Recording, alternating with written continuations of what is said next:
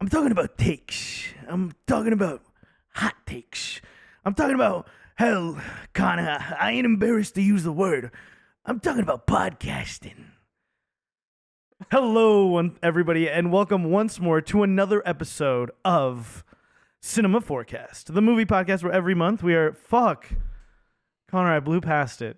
Connor's here, my intrepid co-host. Here I am again, back at it. We're going to keep that in, because why not? We're vulnerable in that way.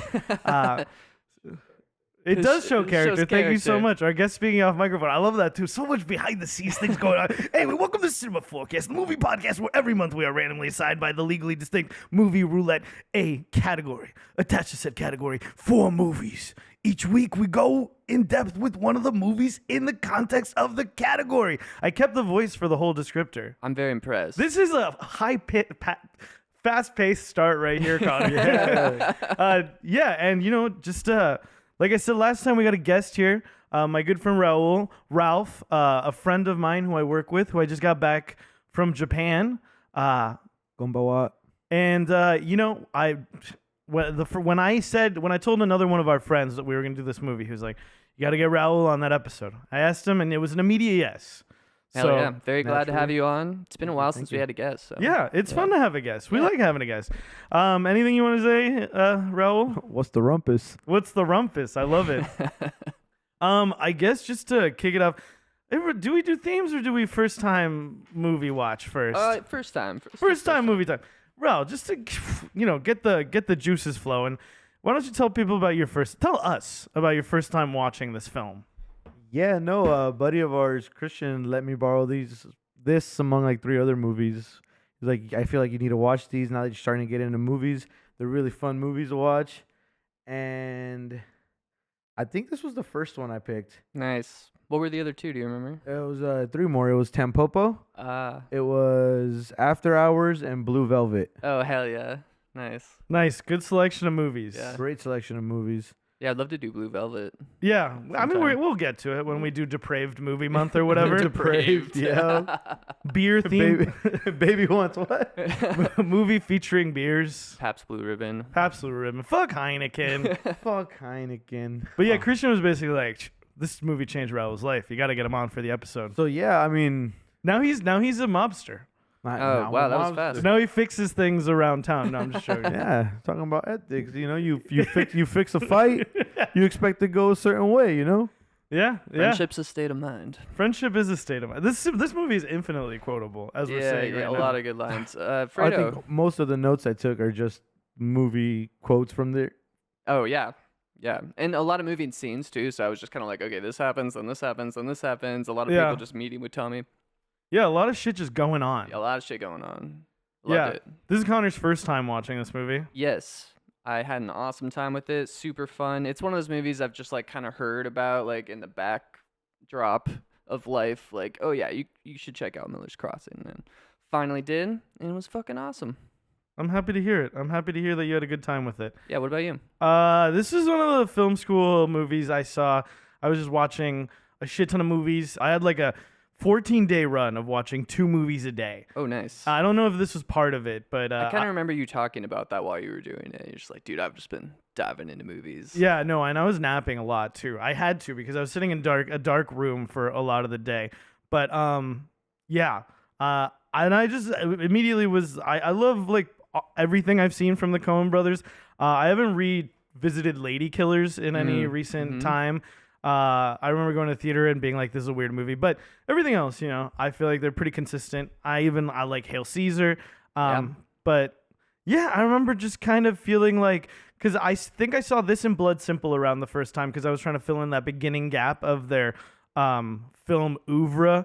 And I remember being like, this is a little bit more serious, a little bit more like them being less like goofy than like Fargo and some other movies. Yeah. And it was kind of cool to see this like more straightforward take. I think that's generally my favorite stuff from them, but I've liked everything I've seen from them as well. Yeah, for sure. Yeah. I like the goofy stuff too.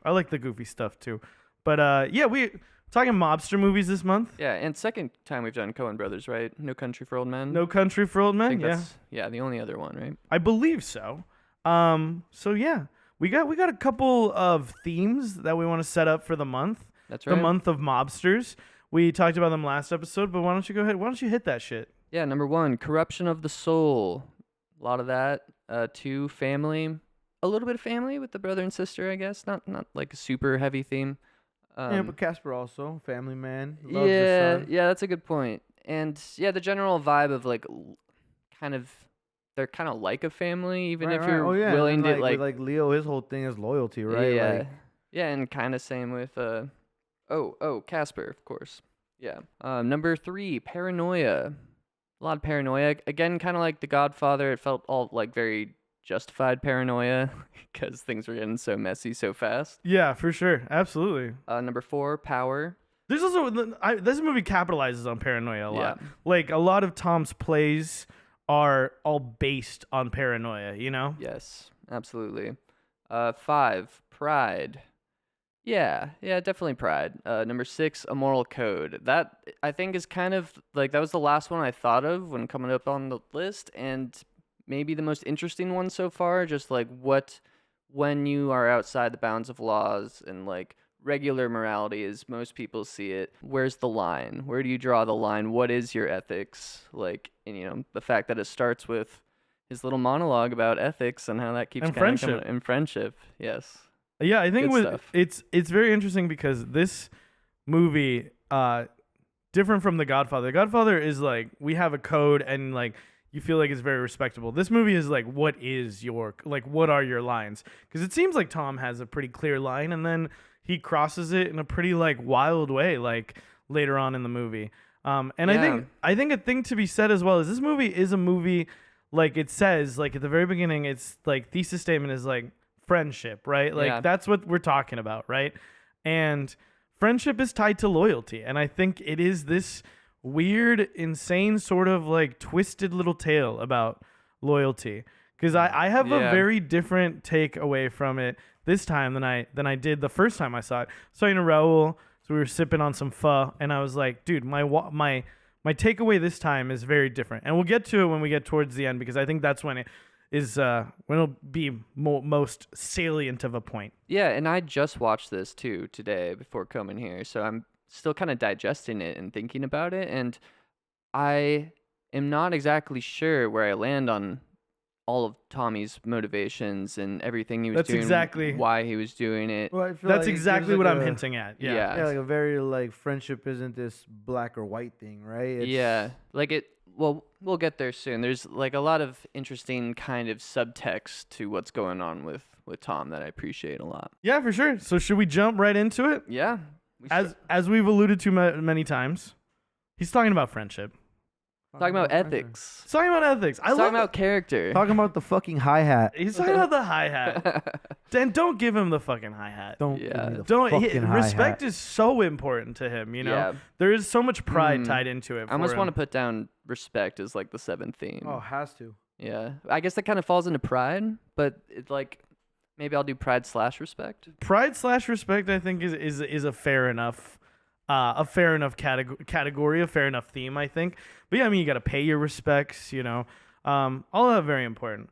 And just from the very beginning, I want to point out too, this is the cinematographer for this movie is Barry Sonnenfeld, who's the guy who fucking directed Men in Black. And I just think that's kind of I don't know. I think That's that's a very interesting, fun yeah. little factoid. Sam Raimi was one of the gunmen.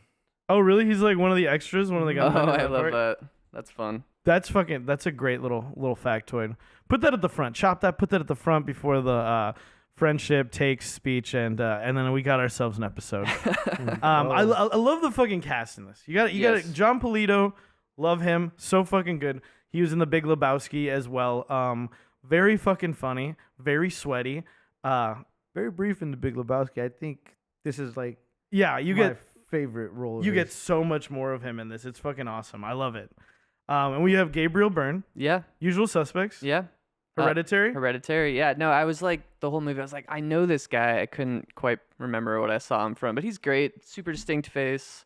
Also, what a great way to set up Tom's alcoholic character by having the movie open on a shot of a glass with some ice cubes clanking into it and him pouring whiskey. Because that guy starts drinking here and like doesn't drinks the whole ever fucking put movie. it down. Yeah. Takes a shot out the bottle and threw that shit out. Yeah, that part was fucking hilarious. There's so many good little comedic beats throughout the whole thing. It's great.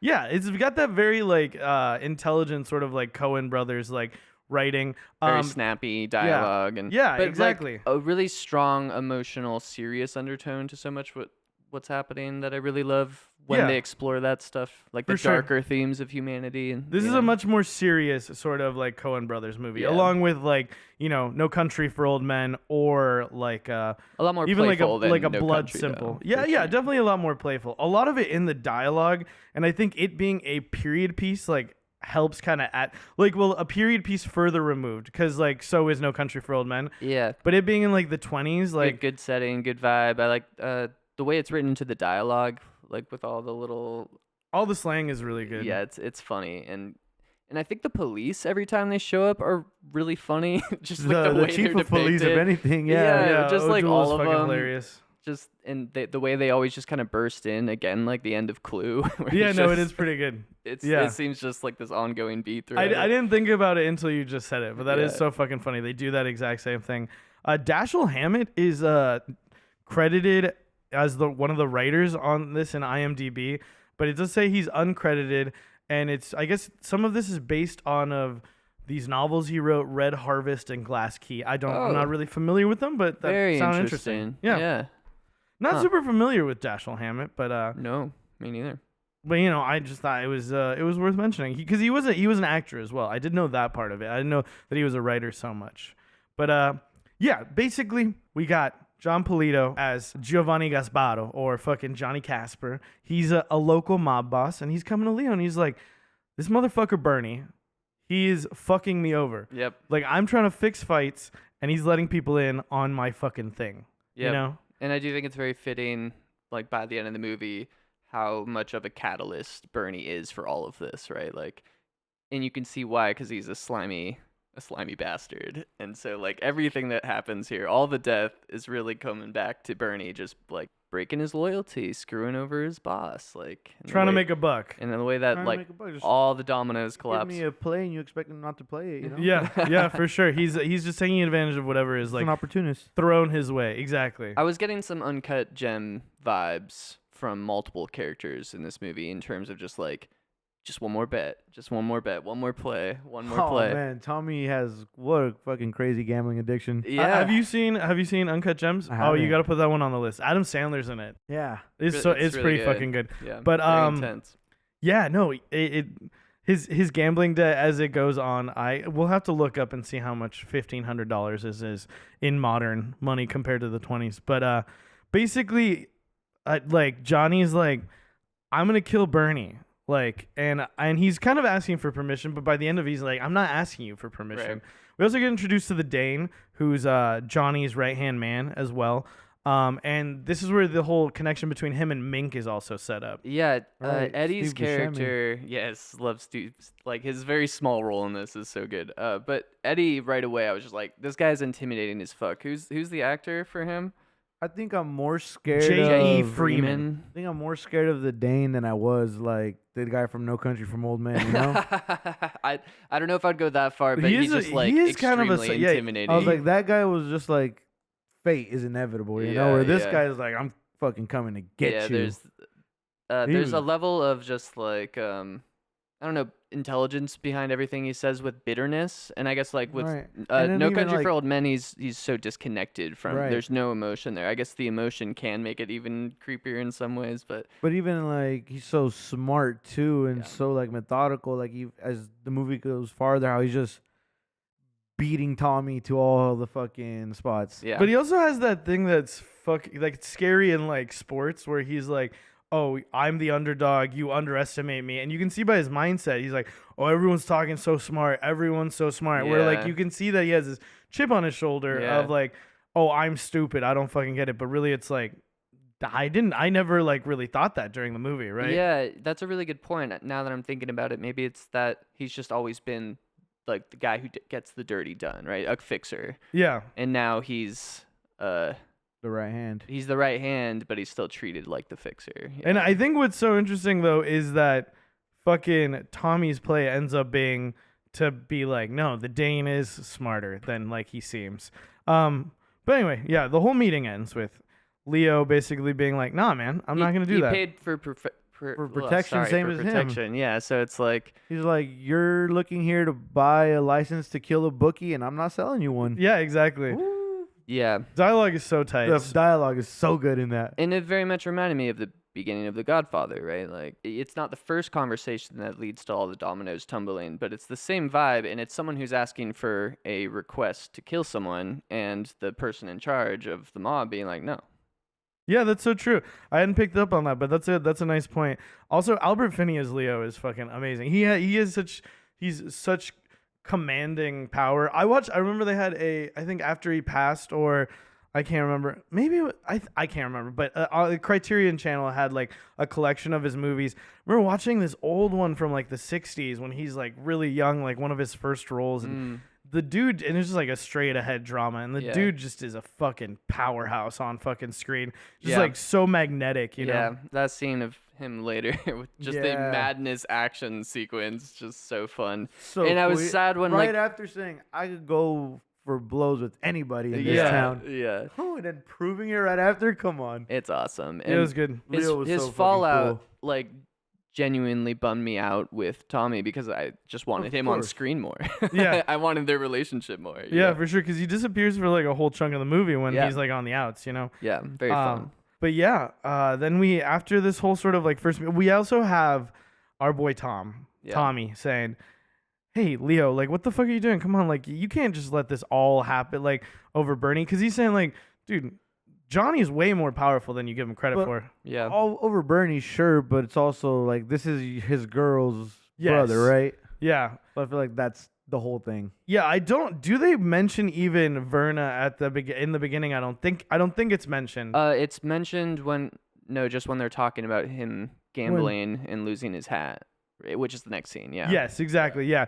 Well, I mean, but not in this opening scene at all. No, like the relationship between Verna and Leo isn't mentioned. So he's just like, you're just gonna throw, and it's now knowing what we know, like the undercurrent of that is like, you're gonna throw this all away for like Verna. Yeah. And I love also Leo saying he's only as powerful as I let him get. You know, he still has this like a lot of pride, you know, like in like being the top guy. Yeah, a lot of pride and just a lot of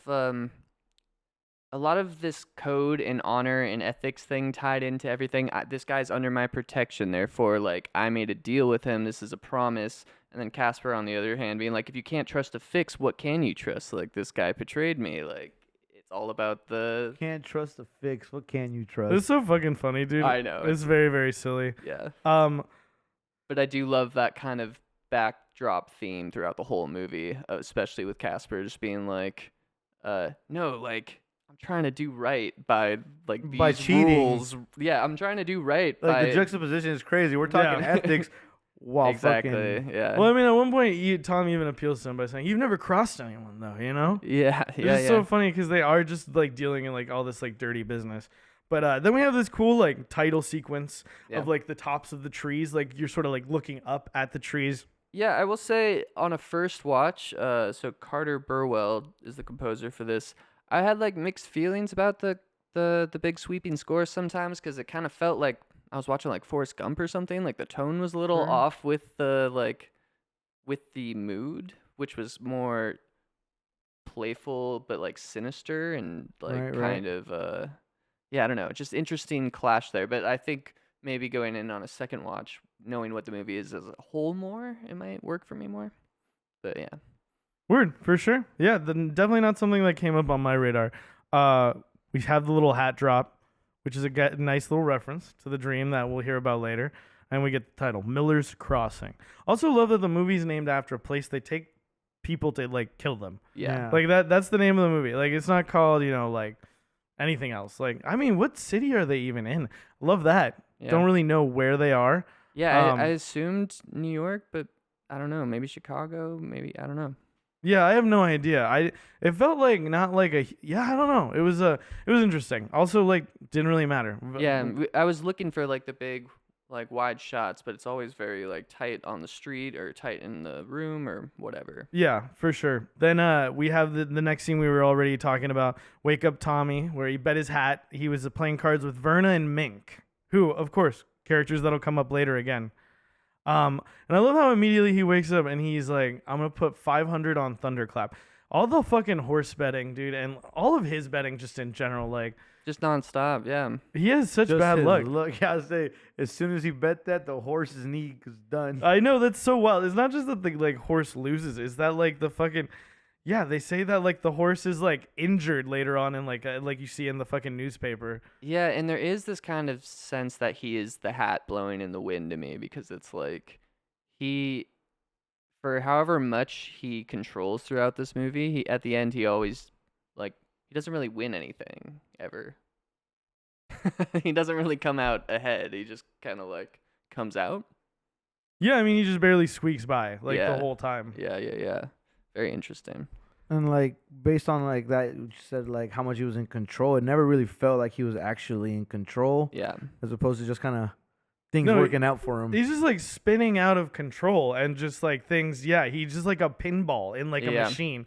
And honestly, I'll just say it now. One of the things when I first watched it, the end when Leo's like, "Oh, it was a great play," I was like, "Yeah." Yeah. This time I It watched really it. was a fucking great play. Yeah, this time I watched it and I was like, "Wait, what? No, you just like went wherever you get your bread buttered and everything like worked out for you." And there are some pretty crucial moments where I'm like, "Damn." So that's part of what I'm not sure about his motivations. Do you think everything he does was just for himself, or was he actually serious when he's like, I did this for Leo, and then obviously for her at certain times? But it seems like he's kind of going back and forth between those motivations too. Tom is such a nebulous figure. I mean, I Yeah. don't really know. I don't know if it's like cloudy, like you can't see through him, right? Like he's so mysterious. I think it's like hard to like. I think part of the movie is having this unreliable like protagonist in a way where it's Right. like you're never really sure what of his motivations are. I think that's why Gabriel Byrne is like kind of like a really great pick for this, because I think there's moments where you're like, oh, I think the clearest indications of who he is are those moments with Verna, and then he fucking shoots fucking Bernie like so cold-bloodedly, and you're Yeah. like, Look in your heart. all the I have none. yeah, Bam. it's so fucking good. The Oh my doubt is God. just like, I think watching it a second time, I'm like, I don't know who the fuck Tom is. Like, I don't know who Okay. he is. Yeah, that was a lot of what my questions were around, so that's very interesting. Yeah, because I'm like, The first time for sure, it was like, a moment of humanity when he spared him, right? And then like by the The end first of the, time. Oh, the first time you watched the movie, sorry, yeah. No. The moment of you meant like when they're in Miller's Crossing. Yeah. But I think he was talking about the first time you saw it, right? what the first time? Yeah, the first time I saw it, I was like, yeah, Tommy did everything for like Leo, like and Verna, I guess in a way, right? Right. Like he had these pure sort of motivations. But or I guess by the end I was, but like he did everything for Leo. But like this time I'm like, I don't fucking know who Tommy is. And I Right. think it's much more I walked away from it like Tommy did whatever he could when he could and would accept any good credit where he could. But really he's just trying to weasel around for his own way, right? Yeah, I think it sums it up a bit for me at the end when he's talking to Leo, and he's like, do you always know why you choose what you do? And Leo's like, of course. And he's like, And so I think a lot of it is like you're saying. No, just because he literally says, you don't always know why you do things. Like that's what he says to him at the Yeah. Of course I do. end. Yeah. And so he's constantly following his heart and his own selfish needs. But then, yeah, when he kills him at the end, I don't know. We'll talk through it, I guess. To me, it all comes back to sort of these very selfish like motivations. Right. Yeah. Like at the start of the film, like the very next scene when he goes gets his hat, we find out, oh, he's sleeping with Leo's girl. Yeah. Yeah. And we don't even really know it's Leo's girl yet. What I mean, because we hear Verna, we heard the name Verna. He goes to go see her. To get a hat. To get and a then hat. a To get me a drink. hat back. Why Yeah. didn't you say so? Like all the Yeah. back and forth. That was a great little back and forth. And then the next scene after that is Tommy by the bed. And I love how we'll have this whole conversation with fucking Leo asking like if he knows where Verna is and everything. And then he'll open the door and there she is laying Yeah. in his bed.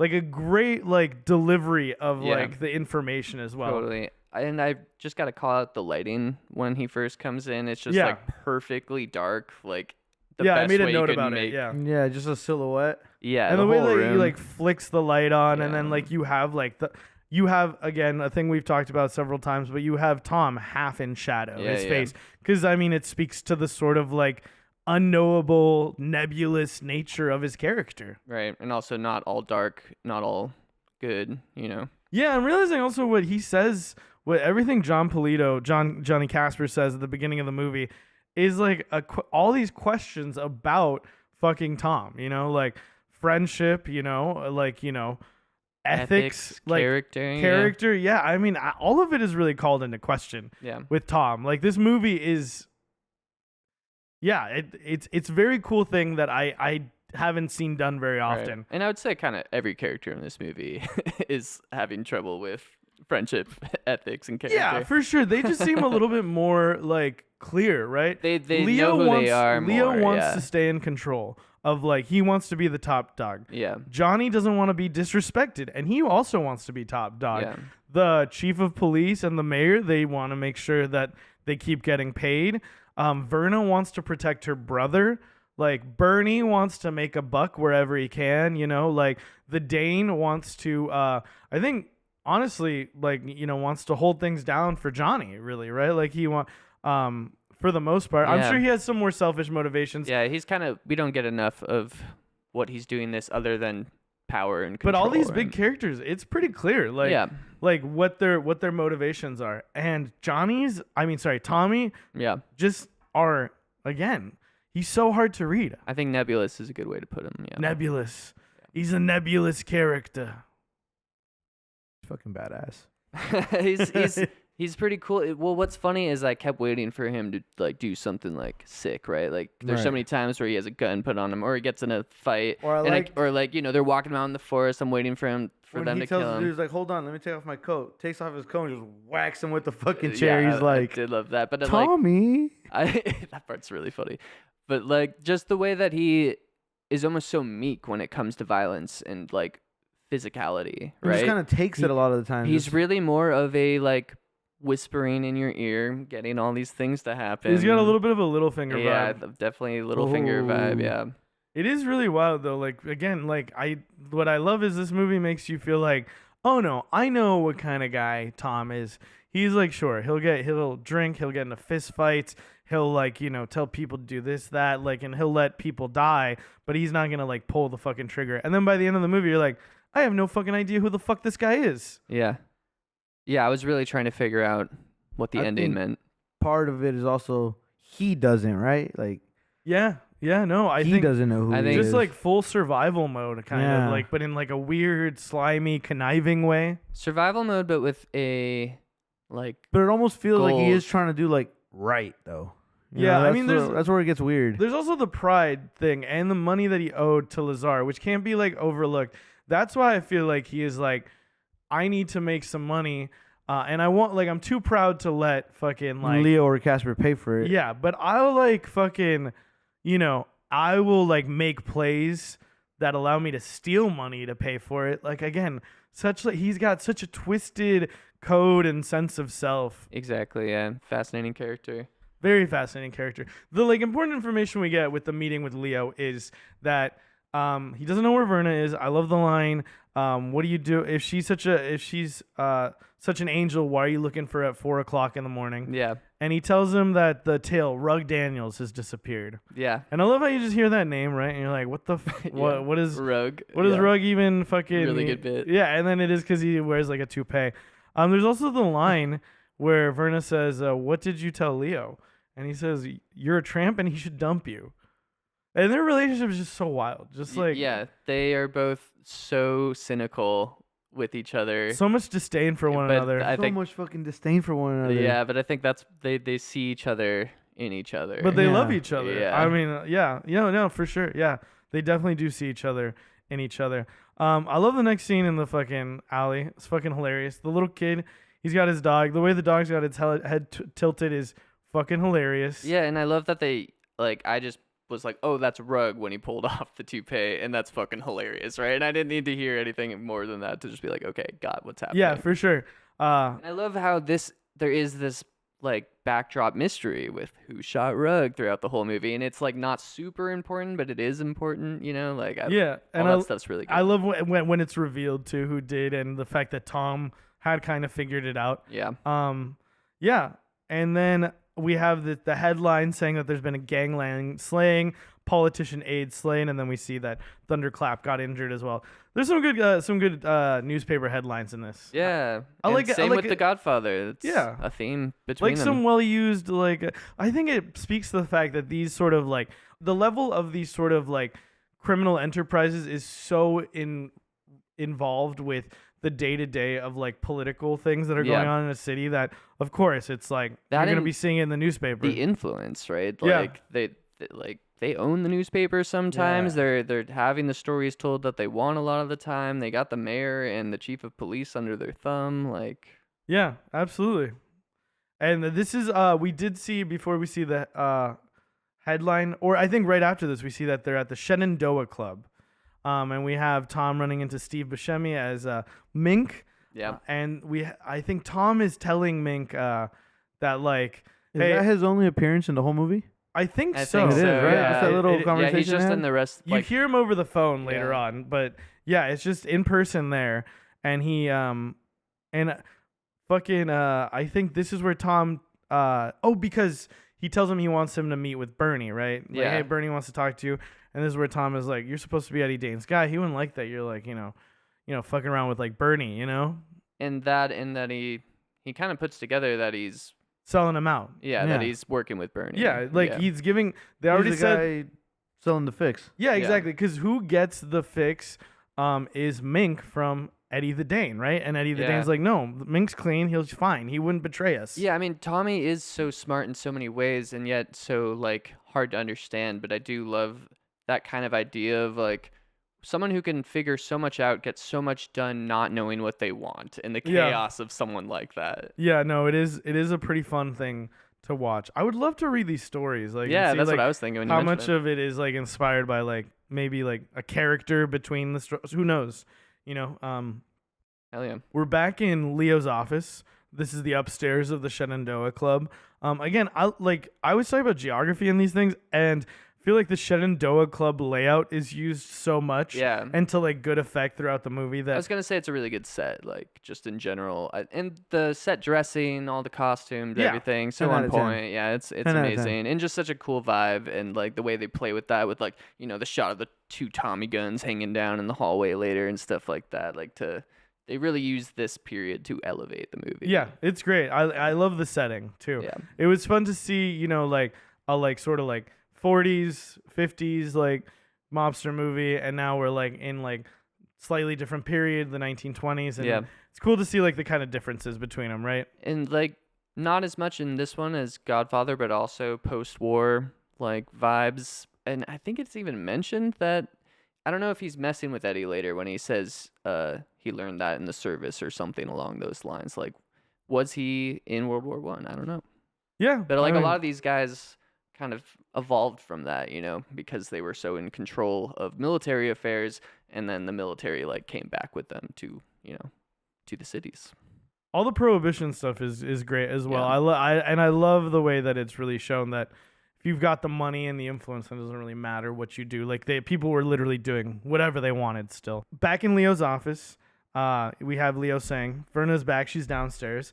And I love this scene because we have it like parody. Well, we have it like mirrored again later, but it's the mayor and the chief of police like turn their heads. Three times this happens, I think, or maybe if not more, where they're just in the office of whoever is in power. Yeah, for sure. But this specific, the way they turn their heads both like towards like Tom in the center of the frame, like I think is done twice. This time and then the Oh, second cool. time. Because then there is again at the end, they're being yelled at in Leo's office. Yeah, like you at don't like the actually see very, very them. end, you don't Yeah. see him. I love Tommy's line where he's like, the mayor, and he's like, yeah, I voted for him 6 times last whenever. It's so funny. Yeah, pretty good. But so the idea is Leo has decided that Johnny's the one that killed Rugg. And Tom is like, what makes you think that it's that? He's like, of course it was Johnny. And He said with the 22, that's a girl's gun. Yeah, I mean, yeah, and I love that how that comes back like later on. It's very good, and I love that the implication about how he thinks about Mink, the fact that he said that, right? Because it ends up being Mink's gun. Yeah. But the mayor and the chief of police are gonna put like pressure on Johnny's clubs. Basically, they're gonna like send the police in, raid him to like basically retaliate for killing Rugg. And I love how Tommy, is like, you can't do all this for like Bernie, and he's like. Leo's like, no, that doesn't matter anymore. He killed Rugg, man. Can't you see? Yeah. And again, Tom is like, are you sure he killed Rugg, you know? Yeah. And we also get a business is business line from Tommy here, which, very parallel theme to The Godfather. You got to put your feelings aside here. Like, we got to do business first. Don't go after your pride. But it's so interesting how he keeps getting just like lost in his moves here, where because he's the one who's like, oh, well, it was probably Casper's men who shot him. And then he's like, well, we don't know that, though. Oh, but it was Verna who did it. Like, he's constantly just, like, planting No, I don't think he ever says it was Casper's men. Oh, does he not? Okay. No, he's trying... He's just already assuming that, and he's trying to be like, we Leo, don't know. Leo assumes it's Got Casper. it. And, Because of their previous meeting. Yes, Yeah. exactly. As a retaliation. Where I feel like by now, Tommy's kind of figured it out. If not figured it out, is kind of like, oh, well, they were following her around and Yeah. she's with me. Yeah. So Yeah. he's thinking it doesn't make sense that it would be Casper's Mhm. guy, right? Because Rugg was on an assignment. So I feel like he Right. thinks like It was that's not Verna. really He Casper. thinks it was Verna. Yeah, he thinks it was Verna, but then he thinks it was he might have known it was Mink the whole time, Mm. and I think he used it and he knew it wasn't her, but used the possibility to try and to manipulate Leo, right? Well, not even manipulate. It's more so like you're blindly going after this guy without knowing all the truth to it. Like Yeah. you're going after Casper. You don't know it was Casper. Yeah, for sure. And I think it's wise. I think he's really telling him, like, you want to steer clear of this whole fucking thing because it's not going to be good for business, not going to be good for the town. And, like, as we see, as it develops, yeah, like, no, it's horrible. It does not work out well. There's just, Yeah, like, a bunch of violence all over the city, and no one's really making money, you know? I think he basically warns him something along the lines of, like, the mayor and the chief back you because you have the power. You won't have the power Yeah. if people don't trust your decisions anymore, basically. Yeah, he says you have power because people believe you're in power. Yeah. He also tells him, like, he also calls out that they don't seem happy about having to do this, and Leo's basically like, what the fuck, you know, like, but a lot of great things set up, a lot of like stakes and a lot of like sort of motivations on both sides, and Yeah. the beginning of the So many sides. schism between Leo and Tom. Yeah. And I love how, like, the debt to Lazar keeps coming up the whole movie isn't just another, like, threat. Like, another thing that's just, like, slowly... Circling in Yeah, he's Tommy's like, no, head, you still owe the money. whole time. You still owe money. Yeah. You still owe money. And I was actually expecting him to kind of get through the chaos of all of this, and then for Lazar to show up at the end and like shoot him or something. Just it felt like a very like Coen Brothers kind of ending. It would be for sure.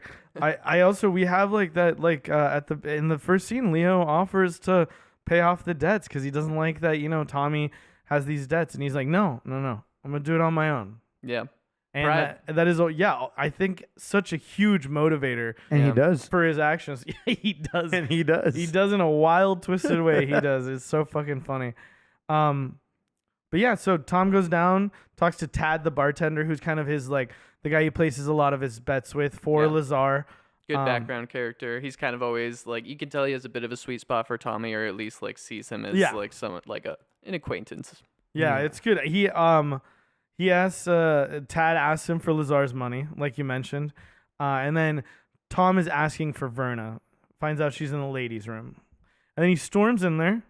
This is a big, wild scene. Causes a big scene, and I love this too because like I think maybe this you would feel like I think in certain takes of the movie this is where you get Tom's motivation because I think Verna she's a big says part of Verna it. says I would do anything to protect Bernie. Yeah. And in like a mirroring line, Tom says, I would do anything to protect Leo. And so I feel like that in like the surface level read of the movie is like, okay, yeah, he did all this for Leo, but I don't think it's true. I think it's partially true, but only like partially. I think Yeah. it's mostly about himself, but he does have these other motivating factors because I think part of it is he doesn't have direction, right? That's why he wanted to go back to Leo so badly because I think he likes having like a boss to work with. Like it gives him purpose, and he doesn't feel like he has purpose. Is my kind of I estimation also of him. like. There's a part of me that is like. I think that he is kind of a little spineless, and I don't know. Like, yeah, I can he see that. doesn't want to be the head guy because then Yeah. he's like directly under fire, you Yeah. know. Like, and I don't think he wants to be put in that position, which is honestly pretty smart. I think. Yeah. Well, And very little finger move. very little finger move for sure. But I also Fucking Littlefinger. Littlefinger. Holy shit! I just watched Game of Thrones for the first time. So awesome. The end of that first season is crazy. Yeah. Ah. I'm actually rereading the books right now. So good. I also love that from this interaction we have Verna saying, like, just tell me to stop seeing Leo and I'll stop seeing Leo. Yeah. Basically saying, like, just tell me you like me. Yeah. And, like, he won't. He refuses to throughout the movie. And do you think that's just like his like insecurity of being vulnerable, like the masculine kind of like Part face of he it, has to put but on? also like that whole loyalty to Leo thing too. He's like, I can't do Yeah, that. that's a good point too. Yeah. Yeah, it's weird how he'll, like, sleep with her. For sure. Though, to me, I read it as a big pride thing. That's the main way I see it. And he is, you know, no one makes being such a son of a bitch such a point of pride, as she says later Yeah. on. And Hard fucking That's line. a good line. Yeah. and it's like he is such a contrarian, such like a little boy in a way, where it's like, you want me to tell you that I like you, so I'm not going to tell you that I like you. You know, it's like, okay. But I think I say that like kind of like mockingly, but I think it's a fun character Yeah. trait. Like, cuz I mean, you know, being stubborn is a real thing. Do you think part of it is maybe that he doesn't want her to have power over him? Yeah, potentially. I don't think he wants anybody. I think he always wants to be able to have the upper hand on anyone. Yeah. So I think maybe he's trying to he doesn't want her to break his heart because there was a girl in the past. Or, I don't know. Yeah, I something mean, like no, that. there definitely feels like there's the implications of, like, you know, he's been hardened by life, you know? Yeah.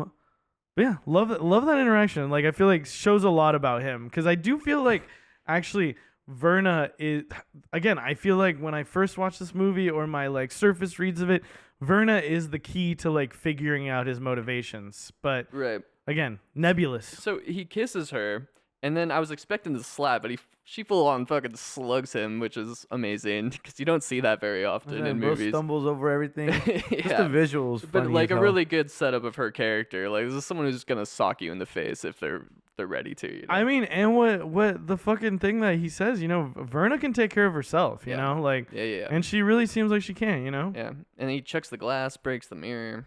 Yeah, it's a What'd whole she scene. say? I believe. You believe you raised hell, huh? Yeah, Yeah. and he says, "When I've raised hell, you'll know it." Yeah. Great line. That's awesome. And he does. He really does. He doesn't really does. A lot of foreshadowing right there. Tom getting home, the phone's ringing. It's Lazar's people trying to collect. And I love him being like, "Send somebody over to break my legs." Like, he's just so fucking. And they kind of do. That's so funny. Well, no, he says they didn't have to break anything later on, but it's just he's just so like casual about that shit, and he's just such like little asshole about like everything. Yeah. Really cool reveal though of Bernie being the one sitting across from him. Yeah. That's when he breaks into his house the Yeah. first time. The first Yeah. time. Yeah, Good setup. it's a great setup. He said, "Just let yourself in, make yourself at home." Just make yourself at home. Yeah. I love this actor. What's his name? John Turturro? Yeah. I Ooh. really only know him from Severance, but I fucking love I Severance. liked him in this, The Big Lebowski, Yeah. Do the that's Right Thing. That's right. Yeah. and I think he was also Falcone, no, in the new Batman. Pretty sure he's also the butler in Mr. Deeds. Maybe he's also in Barton Fink, which Yeah. is the Mm-hmm. another Seen that Coen one, Brothers too, yeah. movie. Cool. Yeah, he's great though. I don't know, he just has like such a big performance, but it also just like feels so right on pitch with the movie. You know what I mean? Yeah, he's a great actor. And just that conversation, like that they have that first night, really just like sets the tone for what kind of person this guy is. Yeah.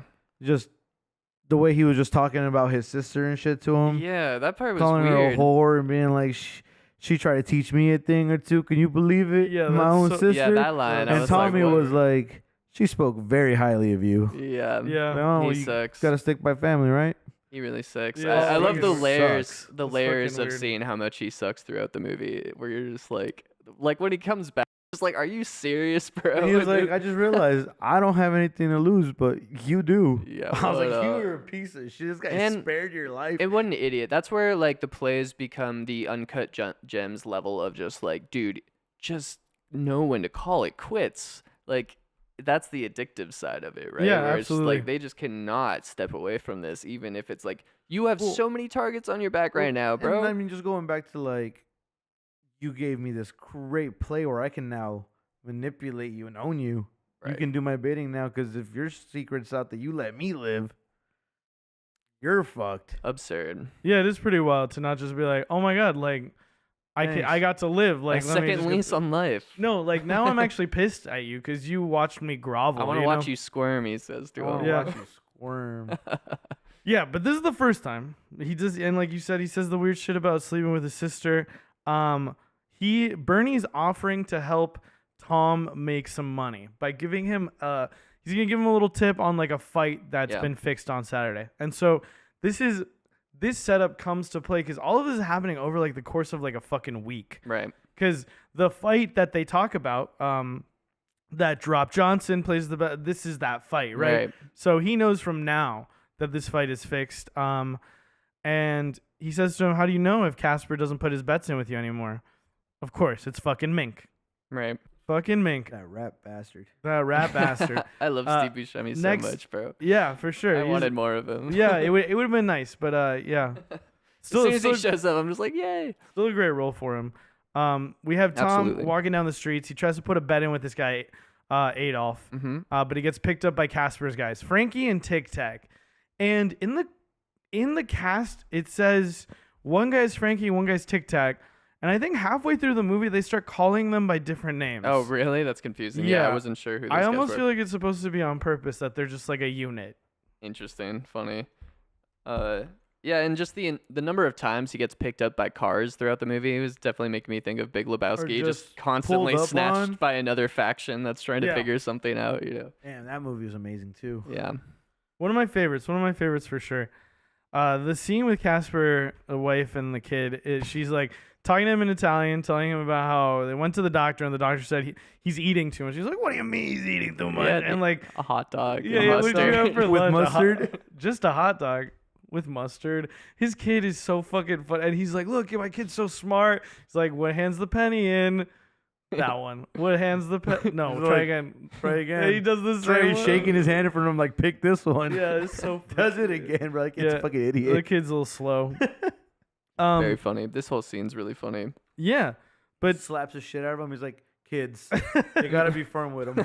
yeah, that's so fucking. He's just like fucking like, daddy, daddy, daddy, daddy. Oh my God, Who so hit annoyed. you? Who hit you? It was pretty fucking funny. It is. But in this scene, Tom coming in, Johnny's like, "Okay, man, I need your help.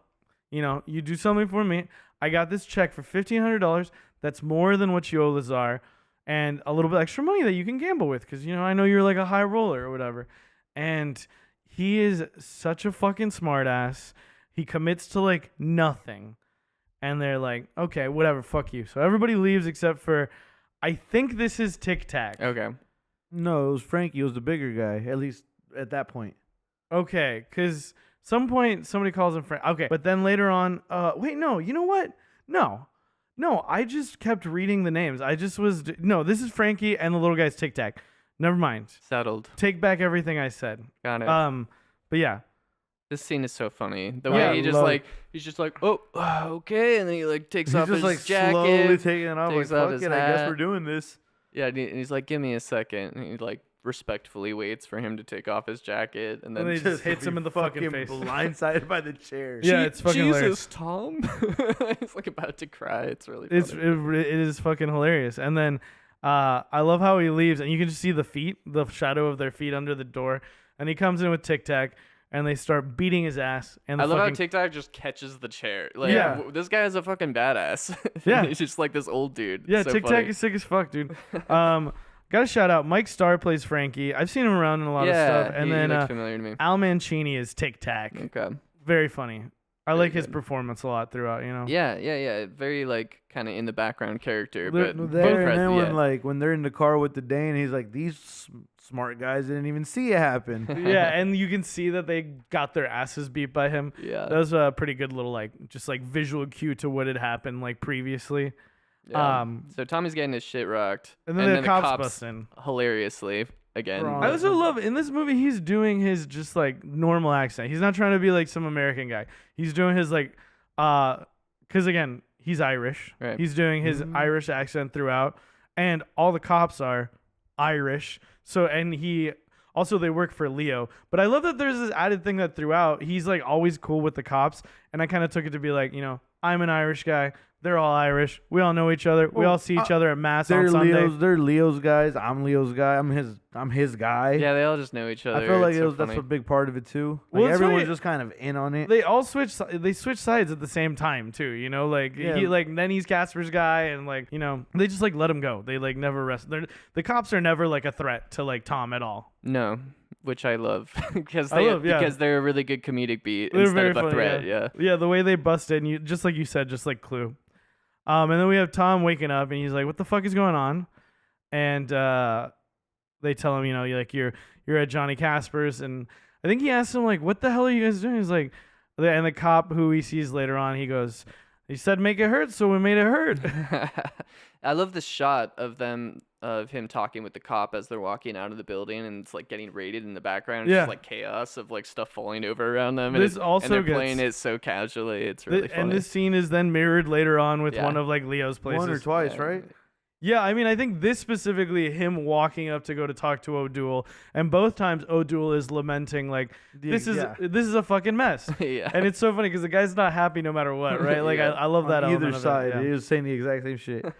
But this is where Leo asks about Rugg, and he tells him still dead, and he asks him, do you know what kind of bullet it was? It was a 22. And then again, O'Doul just complains about like Leo's like taking it too far, and then like Tom is like, shut the fuck up and do what you're told. Yep. And then like the gunfire starts in the background. Yeah. Just absolute chaos. It's a goddamn mess. And then he goes to see Verna, I believe. Yeah, he goes to see Verna. She's gonna close the door on him, but he like forces his way in. Yeah. Yeah, very aggressive tone, but it's like kind of it's Their like they're norm. both their norm, like they're both expecting them to play so rough with each other. Yeah, It's like very you said earlier, they're just the disdain they have for each Yeah. other. Yeah. It's crazy. It They is hate each other it so is much a 'cause they're very the same. it's a playful hatred. Yeah. It's pretty wild. Best It's kinds of wild. relationships, you know. They seem to be having fun with this, so And then she's calling the cops on him. He takes the phone. He It's knows all the very cops, funny, yeah. which we just saw in the last scene, and he orders some of them to go over Yeah. to like Nice little detail. Leo's house. to guard Leo. Yeah. Yeah, the way he's just like, oh, hey, Mike, or whatever his name is, and just like, oh, yeah, no, everything's good here. It's just my grandmother, He's whatever. like, yeah, you want to just send a couple cars over to Leo's house, Pretty good. and then we get to Leo's house. Yeah. I mean, well, here first, what we do get is the detail where, for the first time, Tom says that he thinks Verna or Bernie killed Rugg because he was tailing Verna. Right. But then like Verna's like, no, you're here because you like me, basically, And that's where we get the line, nobody made being a son of a bitch such a point of pride. Yeah, it's good stuff. That's why she likes him, which I think is really funny. I just love that they just the unhealthiness of the relationship. Yeah, but they're you're- both so toxic, but right for each other. But you're like kind of cheering for them Yeah. to be together. You know? Yeah. It kind of feels just so so honest when they're like in love with Mm. each other almost. Yeah, it's like everything but their words is so honest with each other, right? Like the way they treat each Their other. bodies sure are honest. Hell yeah. Yeah. Yeah, they- Until then, let's Some, do Stinko. What a weird line. Yeah. And I think we get a really cool transition here where it's like pulling away from them, getting it Yeah, on, no, it is onto the good. window. It is good. I just want to say though, she says until then, let's do Stinko, and she says let's do something else first, and you hear him say, yeah, let's do plenty. And it was kind of like, oh, that's a little, I don't know. I was like, that's a little gross. I don't know why. They're a little gross. A little silly, yeah. It was a little silly, but yeah, like you were saying, you have she throws the hat on the chair. The chair goes up to the window, and we have the really cool transition between the fade into the other window, which, as you pointed out, is Leo's window. Yeah. And we got Danny Boy, good old Danny Boy playing on the record player. I love that throughout this whole scene. Yeah, you can hear the struggling as well. Someone has been killed on the first floor. His cigarette on the newspaper starts a fire. See the guys with the Tommy guns.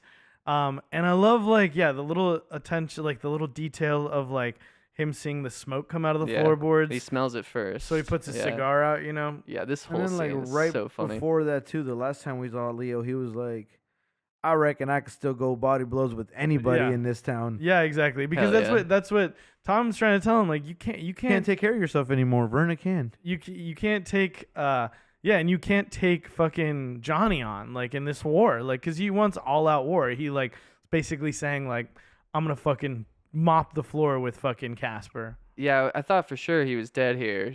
And the way he just like turned the scene on its head in such a like over the top comedic way was It's amazing. super fun. I love. He shoots the guy in the leg. Guy drops. Shoot him in the fucking When head. he gets under the bed. Yeah, Yeah. While and they're like shooting up the bed about to get him. yeah. Shoots the dude in the leg. Another one in the head, which is such a big part of the movie too. Yeah, you gotta shoot him in the head. Guys, yeah. something I Good always try to point. teach my guys. And I love how at that point it's already a callback to when Johnny says that later on.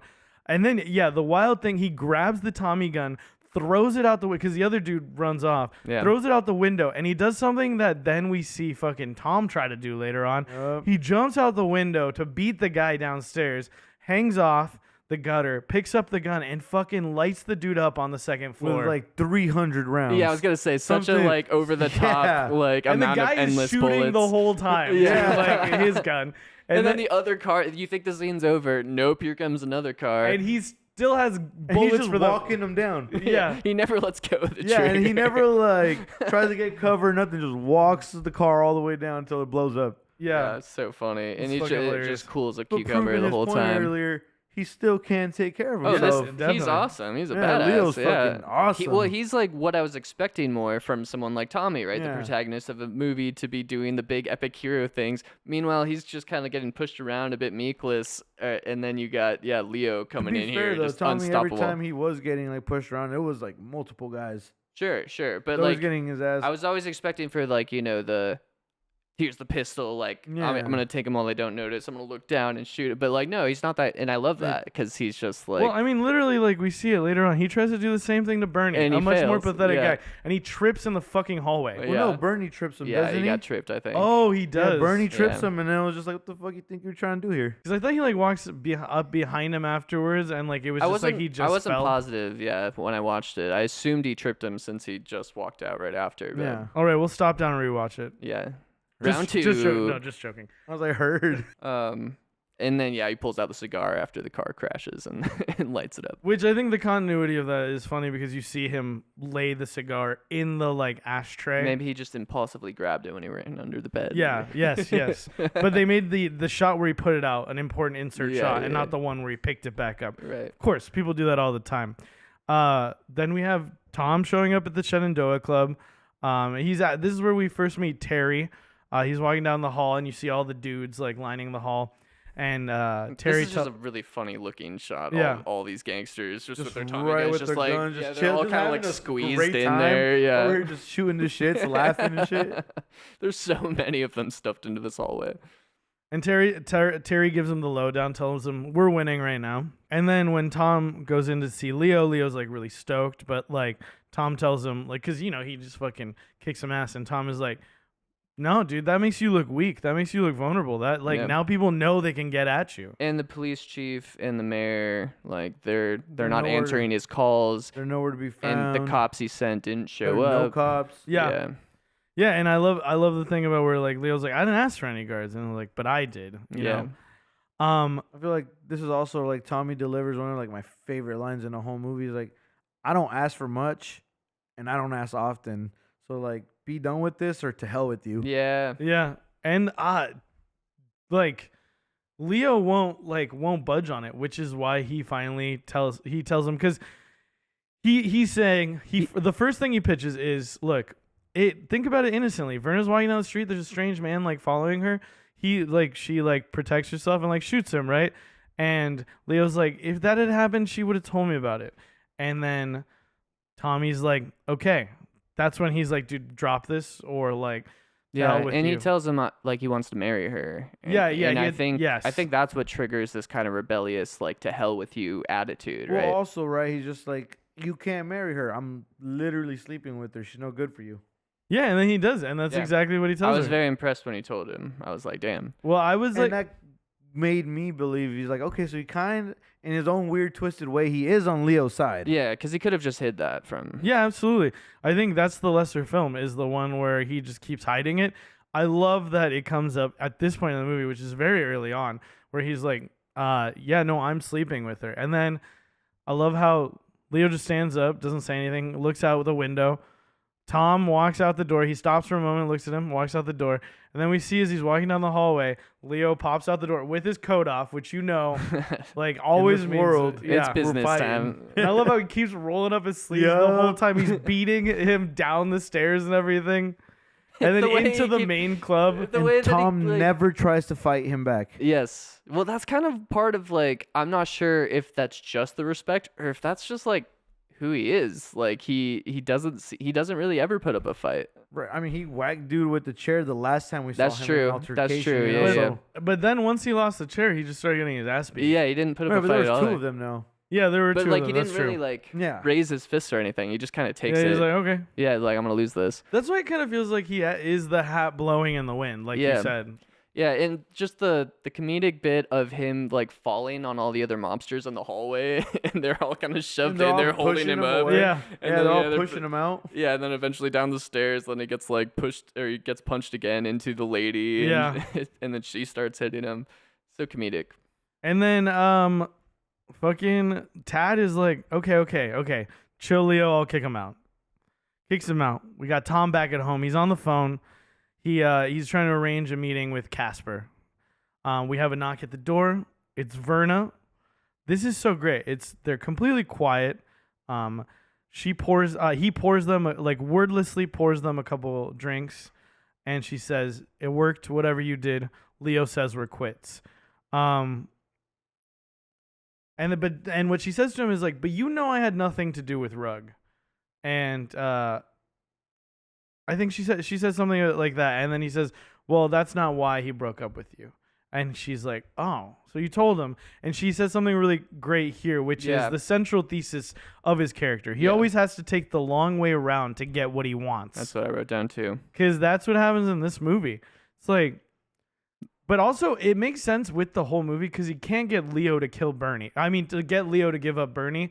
So he forces it all to happen in this very roundabout way, right? And he couldn't just tell her that he Of loves course, her. yeah. He just, it's so much of it is just he can't say what he wants out of pride and out of uncertainty sometimes. It's definitely underscored by the next scene, right? Where he's smoking on the bed. Verna's like, "What are you chewing over?" We have this thing about the dream that he had Yeah. about the hat blowing, like the wind blowing his hat off his head, right? And I love how she does this thing that, I don't know, seems maybe kind of Manic Pixie Dream Girl-esque or kind of like, I don't know, a little bit of like a wild thing to do. Like, yeah, I know what your dream was. You were chasing it. And then when you Right. found it, it turned into something wonderful. Like so much hope in her, like in the thought that like, oh, now we're going to like build a life together kind of. Yeah. And him being like, no, it was just a hat. But he says it was just a hat. And no, I didn't chase it, which means he doesn't know if it was just a hat. He's just so stubborn that it has to be a hat, that there is nothing wonderful for him waiting at the end Yeah. of the chase, right? Yeah. So like saying like, no. Yeah, you that's know? where he has the line, "Nothing more foolish than a man chasing his hat."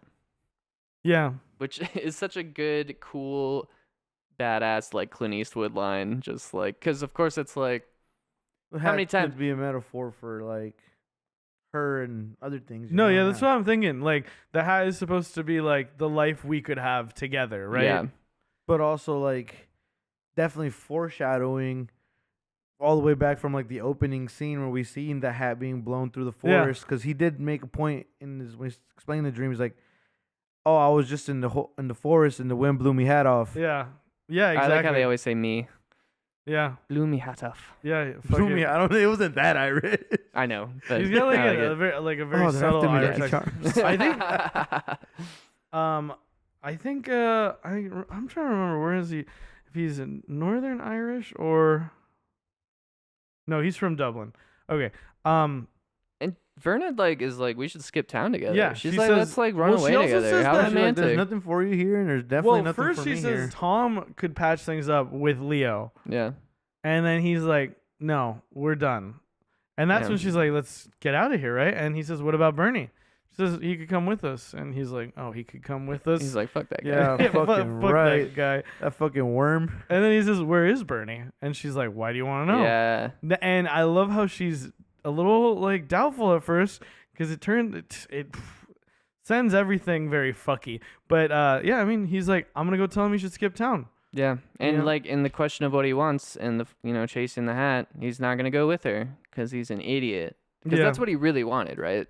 What he really wanted was to just be with her. That's kind of like, I mean, you can assume that, but we never really know what he wants, yeah, but other that's, than to gamble. but that's like why so much of this happens, right? That's why he breaks up his relationship with Leo. Like that's why. In a way, but also like to protect him a little bit. Like this Verna chick isn't who you think she is. She's not. Don't marry her. Yeah. Yeah, I mean, it's true. I Maybe. mean, again, he's a nebulous figure. Yeah.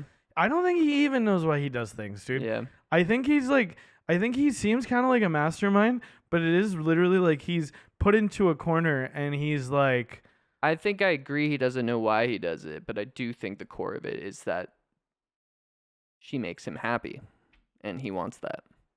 yeah, And like a weird, In like a violent, in a twisted. yes, yeah, yeah. exactly. In a way that's extremely hard to understand, but I just see that thread through so many of these.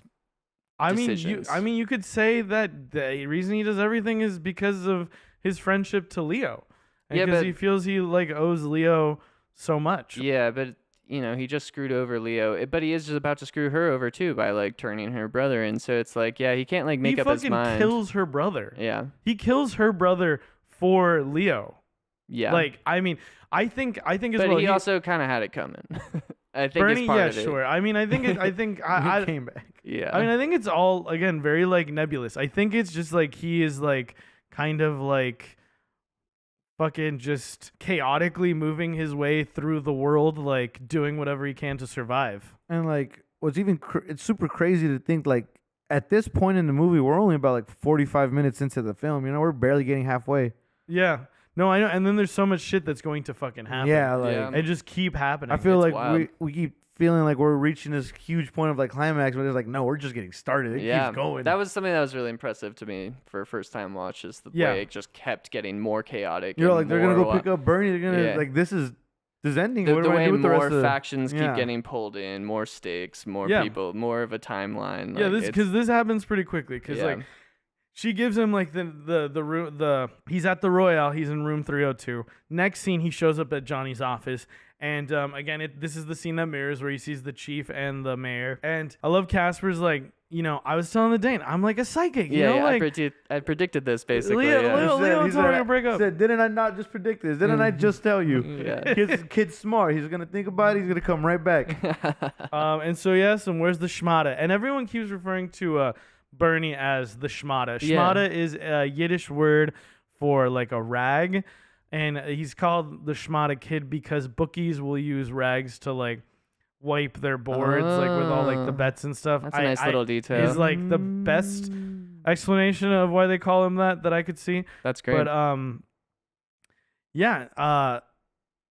So Tommy tells him the whole thing, the whole business proposition is like, so I can give you a job. I just like you kind of like insulted me last time I tried to give you money. And Give him the so- hi-hat. And Yeah, so you gave me the fucking hi hat. gave me the fucking hi-hat. So you got to give me a little something. You got to sweeten the deal. And he's like what? And he's like, where's the schmata? So he tells him the Royale, room 302. No hesitation. Yeah, bro. that- He I said, was "What I not tell you? expecting Kid that, came yeah. in, all business." Yeah. And that's part of the reason why I'm like, He definitely betrays her there, but it's also Yeah. after deciding not to go with her. So it's like I feel like, yeah, I think he's just constantly conflicted on what he wants. I think he's going back and forth. I don't think he's ever like fully like focused in. I think like one of the cool things is that his loyalties are sort of like he's dealing with these different people he feels loyal to, right? Or Yeah. the people that he loves versus someone he feels like that he loves because he's like loyal to them, right? Yeah. But yeah, Casper's like, all right, I'm gonna send you with Tic Tac and Frankie. You're gonna go pick up Bernie. Also, Eddie's like, this guy's fucking lying, because I think he says you could probably find Mink with him there. Eddie's like, no, the guy's fucking lying. I don't fucking believe this. That's probably his most clever play throughout the movie, even though, yeah, no, I think this is the one thing that like really saves him is the way he plays Eddie into being framed with this little bit of him saying here, like, oh no, Mink's my guy. And I think he already knew that Mink was his guy, but just like. No, he says it in that first scene where Yeah. we see, like, you know, Tommy's in the background and he's like listening. But yeah, I love this next shot is just Tom. We see him from the side in the driver's seat as Bernie is like, you see through his window, Bernie being dragged into the car, and Bernie's just begging for his life. And I love the line, you know, he's saying like, Tommy, you can't be involved in this. You can't be involved in this. He says, I think these guys are going to whack me. And this is why he's so good, because like John Turturro is so great at doing this like slimy, like sort of like, I'm going to do whatever I can for $1. Like, why don't you do this for me?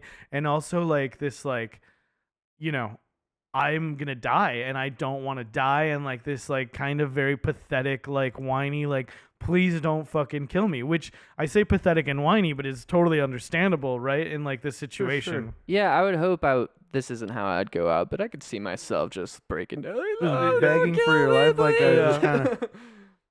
I got 2 cats. And we hear I think Frankie say, we're going to Miller's Crossing. Then we fade to the woods. The car drives in a frame. Tic Tac and Frankie beat the shit out of Bernie. Tic Tac tells Tom, boss wants you to do the deed. This is the thing about the acting here.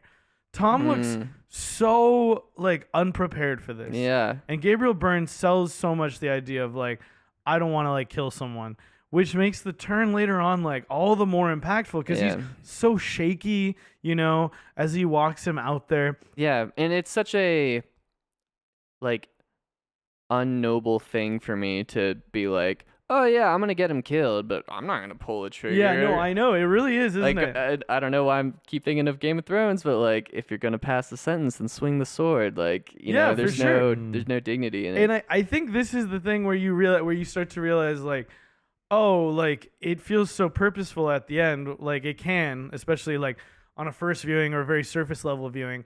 But like when you watch this and you're like, oh, he just wanted to let them kill him for him.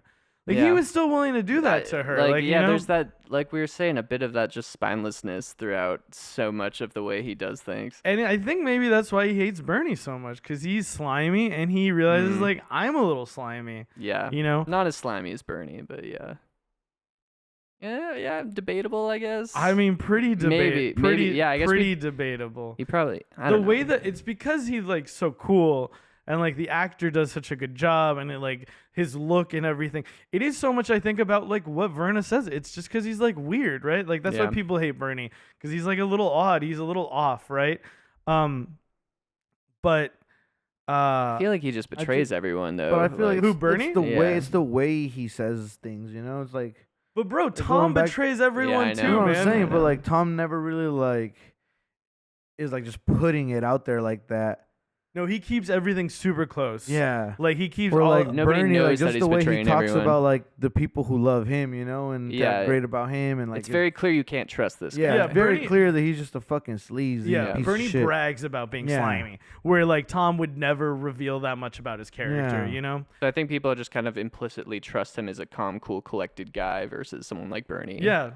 It is like such a great like little like fucking Rorschach sort of test where you see two guys and they're actually kind of more similar than you'd think, but like there's just these couple of things that make you like trust one of them more than the other. Yeah. Got Tom walking Bernie out to the woods. Bernie's begging for his life. Again, this is so good, dude. I'm praying to you. Look in your heart. Just look in your heart, Tom. Tom, you don't bump guys. We're not like those animals back there. And He's like, I'm gonna die in the woods like a fucking wild animal. Yeah, I know. It's an amazing performance. I think like drops to his knees. yeah. I thought he was going to kill him here. I thought he was gonna kill him too. Yeah, do you remember your first time? Did you think he was going to kill him? Yeah, I did. Of course I thought I was going to kill him. 'Cause, Especially like, after I heard this gunshot, I was like, ooh. yeah, they're all like fucking gangsters and shit, you know. Also, Bernie says like we don't kill people. We're not like that. Like in a couple scenes, you'll find out that he killed his like best friend, fucking Mink, right? Like Yeah. which I think Which is wild. yeah, it is. But I think it's setting up again that like, oh, these people are like all sort of like hiding these different parts of themselves or like pretending to be people that you know. But it's all one big play for power, you know. Yeah. absolutely. And also business is business. You know, what are you gonna do? But yeah, I love the like holding on like the gunshot, just him on his knees, and he's not collapsing or anything, and he's like, "What the fuck is going on?" He's like, and fucking You're dead now. yeah, that's great. Yeah. Line. You're dead Thank now. you. I love how he Thank just you. keeps telling him to shut up. Yeah. And just like leave. Yeah, And yeah, the extra shot as he's leaving and because of course, as we heard, yeah, Tic Tac shoot say him to get earlier, him down. yeah, Another one- in the head. Shoot yeah, him down, you always another in the head. gotta put one in his brain. Yep. Gotta put one in his brain. If there's I'm any, gonna try to teach all my guys. the second most said line I think after what's the rumpus is gotta put one in his brain. Very apt after Zombie Month. Yeah, very apt after Zombie Month for sure. Fucking double tap. Yeah. And then we have we have Tic Tac and Frankie sharing a flask as Tom walks back and he says, "Did you put one in his brain?" And you can see Tommy looks very like almost like traumatized, right? Right. Like And yeah, the way he acts after this, it's almost like he's shocked in the way we would usually see someone shocked having to kill someone. He's shocked that he didn't kill someone. Like he's almost like, what am I doing by letting this guy go? yeah, right? because Like, it is an insane play. it's yeah. That's why it doesn't feel like a real play. he's I don't think this part is a No, play. it's not. No, this it is absolutely just is he's not. like, I don't want to kill this guy. No, that's what I'm saying. Like I'm saying it as like a response to like what Leo says later on, Right. where like it was a smart play, and it was like, no, everything just kind of fell my way, like Yeah, for the most part. yeah. Tom's on the payphone with Mink. He tells him, "Hey, Casper knows you were in on it with Bernie." Mink is like, "How the fuck did he find that out?" He's like, "I let it slip." And he tells him to lay low until Casper cools off, and then tell him that it was Eddie Dane's idea for the sellout, right? Yeah. One of his most clever moves. For sure. This is clever. I do like this. This is a smart little move, and it never materializes. Well, it does, because isn't that why he kills him at the end with the shovel? It is, but not because of Mink. Yeah, Like, 'cause Mink he- is dead. Oh, That's yes. that's the I just straight- mean the general play of yeah, setting the up. Eddie Dane play. Because again, the Dane was always like one step ahead of him. Yeah. Always kept out clevering But he him. put just enough little finger whispers into a Casper's ear Absolutely. to make him turn. You know? Absolutely. I think it's the like I just mean like the Mink part of it is so smart, right? To have this guy to make it that easy. Yeah. Because then like really shows like how strong his like manipulative power is that he's able to convince Casper of this, like Yeah. planting the seeds of doubt over time. But like just the cleanness of like get the other guy involved to say that this third guy was involved. Yeah. That felt like Yeah. and Very so smart. it is kind of like again he has to end up doing things the hard way, right? Yeah. Then Terry's waiting for him. Man, these guys got to work so hard, dude. Oh, bro, this guy's playing chess. You know, it's just like This guy's playing like 5 games of there's chess probably at got to one. be Yeah. easier ways to This make guy's playing money shogi. with that intellect. He's playing fucking Go and fucking checkers, backgammon, and chess all at the same time. In that civilization game. He's playing fucking Civ. He's playing fucking Crusader Kings. Oh God, help him. But Terry's waiting outside. I was expecting when I saw the gloved hand, I was like, it's the fucking Dane. Well, especially because he's on the payphone, right? Yeah. And I was expecting him to have overheard him because he Yeah. basically just finished saying yeah. like, He I'm turns gonna around and frame gets Eddie, cracked. and then it's like Casper's guy right behind him, but luckily No, didn't it's hear not. him. It's Perfect fucking, timing. it's fucking Terry, Yeah, it's almost like this kind of which is Leo's guy. Yeah. oh Yeah. oh Yeah. my bad. Yes, yeah. No, That's but- why it doesn't fucking matter that he Yeah. overheard it. Yeah. But yeah, Terry beats him up, and he tells Tom, he says, He wants you to stay neutral, yeah, basically. Leo yeah. says to sit this one out. Yeah. Because they probably already heard about him meeting with Casper. That's right. Then we have this amazing scene between Casper and Tom where Casper says, he's basically telling Tom, he's like, you were right. And you don't even say I told you so. And Tom is like, well, I was right about what? And Casper's like, okay, but you can't say I told you so. And Tom says, look, I don't say that, and I don't like people who say that. And then he tells him, that Mink was in on it with Bernie, and he goes, "I told you so." It's so fucking funny. It's such great Coen Brothers fucking writing yeah, there. it's really good. And I love that Casper like has this thing where he's like, you know what? I don't like that you said that, but something about that makes me like you. Like it's a very funny sort of like attitude that Casper has. I think that's maybe my favorite performance in this is Johnny Casper. John Polito. I just love how expressive he is, and I mean, he's always kind of wearing his heart on his like sleeve, you know, Yeah. like he's always kind of being very upfront. Yeah, and well, that's honest. his whole like moral code that he tries to make sense of in this world is like, no, I'm gonna do whatever it takes, but I'm gonna do it in the right way. Like I'm gonna be honest about it, you know? Yeah, and it kind of makes him a compelling like mob boss that I'm like, Yeah. I like him. Yeah, yeah, he's very reasonable. I think he cracks under pressure, like we see later. For sure. I mean, but I think one of the best scenes will be later when he's like sweating his fucking ass off, and fucking Tom says to him, "Look, I would be a lot less worried if I felt like you were more worried enough." Yeah. And it's like, and he turns to him and he says, "But I am, kid." Mhm. And I believe that. I think Yeah. he's way more worried about it. I think he's so in his head about like, my guy fucking playing me, dude. Like, I can't, like, that goes against everything we've built together, you know? I think is kind of like, he's having his whole sort of like world rocked by Yeah. this. But then to add to like the Dane's perspective, like everything he said about Tommy, everything he was like predicting was right. No, so I the know. fact that Casper never believed him Right. or trusted in Except- his guy enough, you know? Except his one Achilles heel is that he didn't believe Mink would Well, do it because he- that's his guy. Yeah, well, I don't know if he didn't believe Mink or he was in on it with Mink. Oh, Because he was the guy who was giving the information to Mink. Is that? Yeah, I kind of take it that he wasn't in on it. What do you? I don't think he was in on it with Mink. I think that he's placing his bets with Mink. But I don't think he was like in on it like he was trying to screw over Casper, but he was in on it because he was the information guy. Right. So he probably was knew sell- what Mink was doing on the side, and I was like, "That's your thing." I don't think he knew that he was working with Bernie though. Like I don't think he knew that. I don't think he would have expected him to like sell him out. I do think he was loyal to Casper. I think he was loyal to Casper. Like, yeah, I feel like I think Eddie Dane wanted to do right by Casper for sure. But like, yeah, again, I think it was a bit of an Achilles heel that he wouldn't believe that his guy Mink would sell him out. That like was that. the little piece, just like that one line from Sonny and the Godfather. That's the little piece that Yeah. Tommy uses to get the one up on him. Yeah, it's the little make- slot for leverage, you Yeah. know. And it is funny how you're like, oh no, it's all failed, and later on. And I guess that's a really good way to like set up why Tommy is the way he is. If that little slip up can be used to get you, that's why he's not gonna. That's why he's the guy who whispers. Yeah, he doesn't have any cards that he shows, right? And that's why he can't like even tell the girl he loves that he loves her. Yeah. You know, like all that stuff. He is so like kind of like impotent in a way, like so powerless, like it feels like, except for with his like little whispers and his like maneuvers, little yeah. like maneuvers.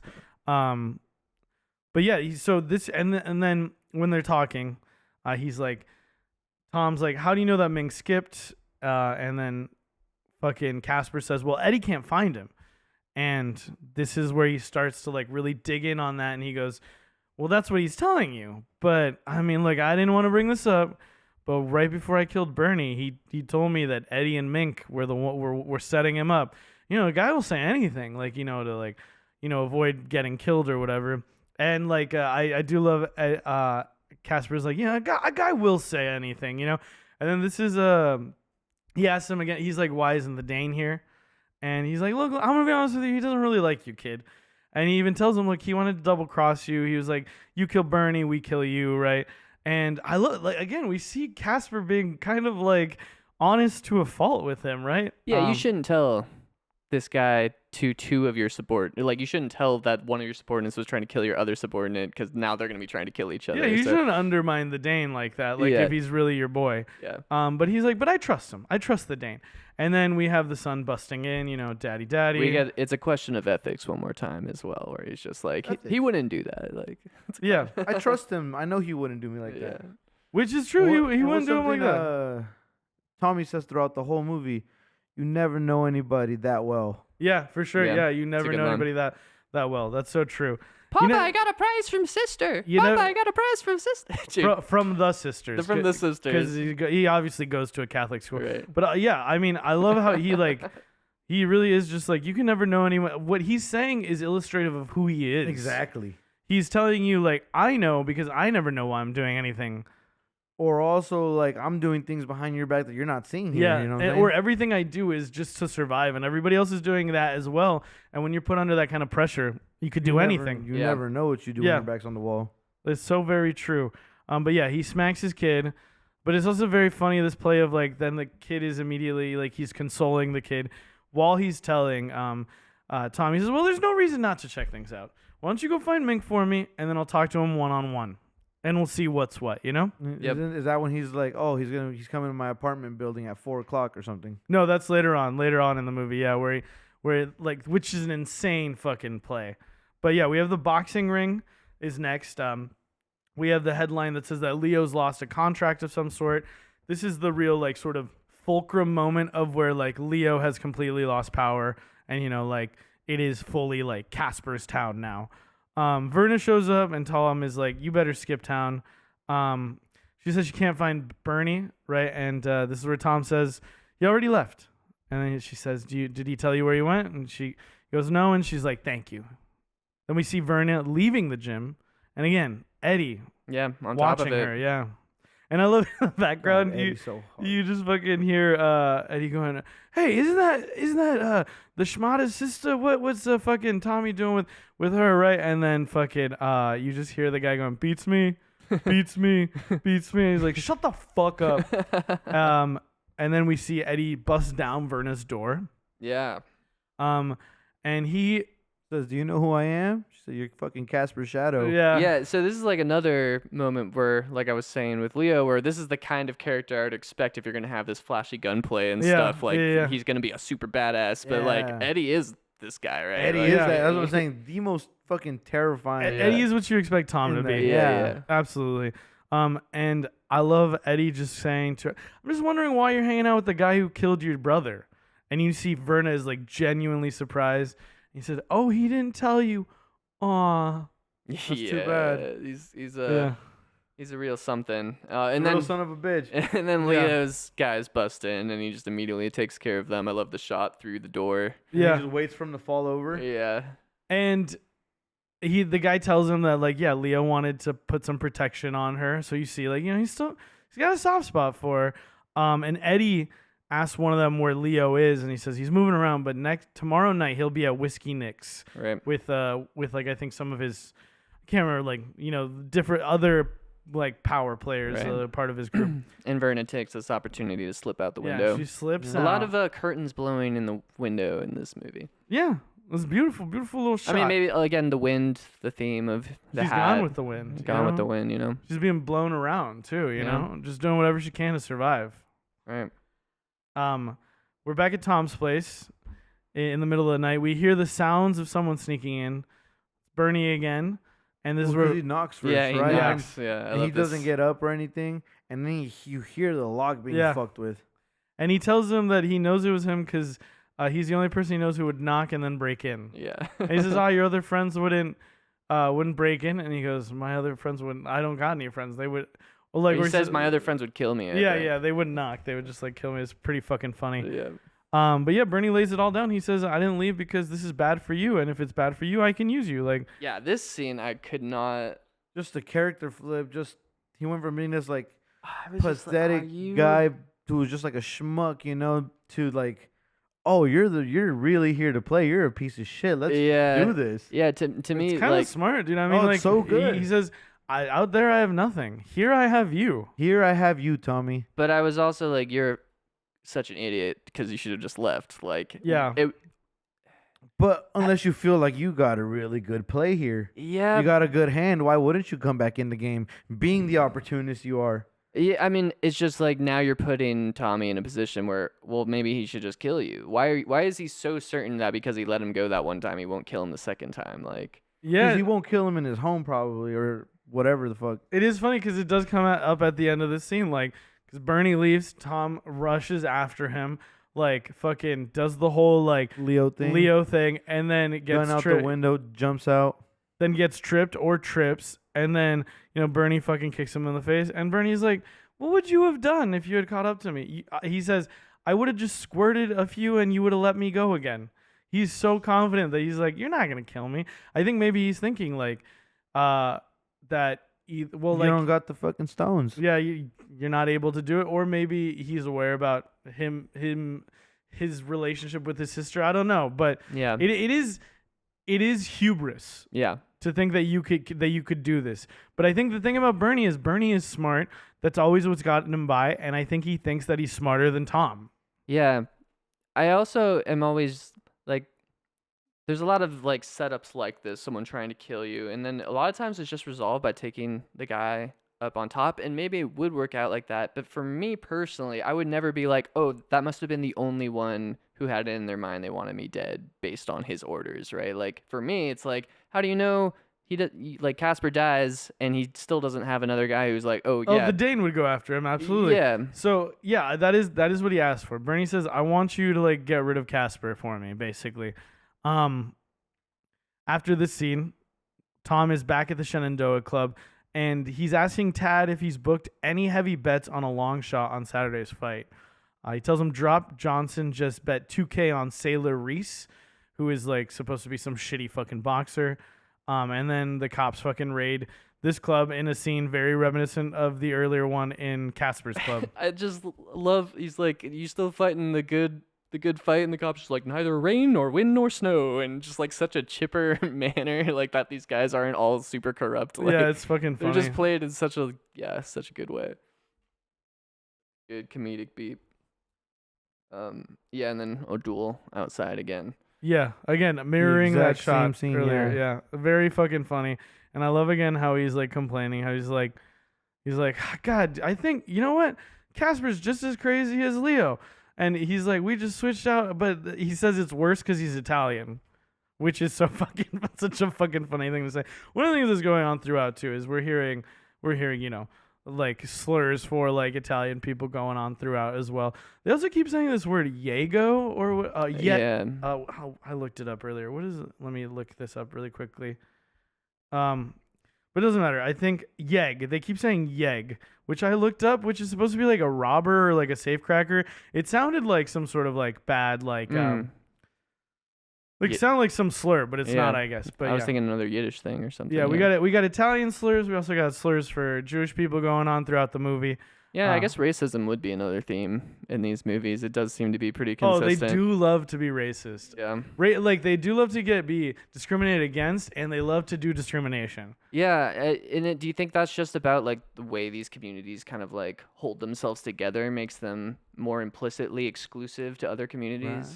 I think it's no. I think it's so I think in these movies it's a reflection of the time period, and it's a reflection of this always happens in society. Like, people who are shit on often will shit on other people, you know? Like, Right. So they're looking for people who have less power or have even more qualities that make them seem even more foreign to, like, the, in group of wasps, right? Do unto others what was done unto you, right? Yeah, for sure. So it's Classic saying. yeah.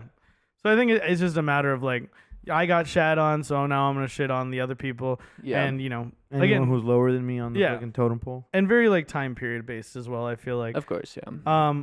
Simpler times. Tom also... Everyone knew what everyone else was. Yeah, exactly. It's so simple. Tom asks... That's the white guy.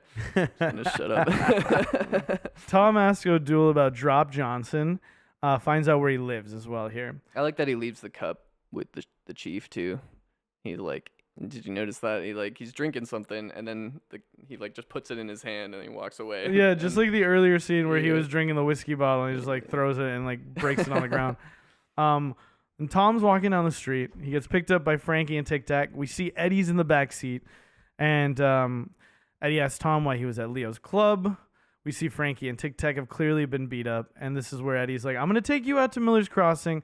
We're going to see if we can find a body, because he says, I don't believe that you would have killed him, and also, now that I found out that these fools didn't see you kill him, I have extra doubts. Yeah, I don't believe you did it. He also has his line here where he's kind of messing with Eddie and he tells him like the cut on his lip is an old war wound that swells around assholes or something like that. And it just got me thinking, was that legitimate? Like, was he another veteran like in Godfather? Because that's an interesting mirroring, you know? His lip is like split like through like so much of the movie. He keeps Yeah. getting his ass beat every Yeah. like Yeah. other. Yeah. Well, I know the lip isn't a war scar. No, but it doesn't.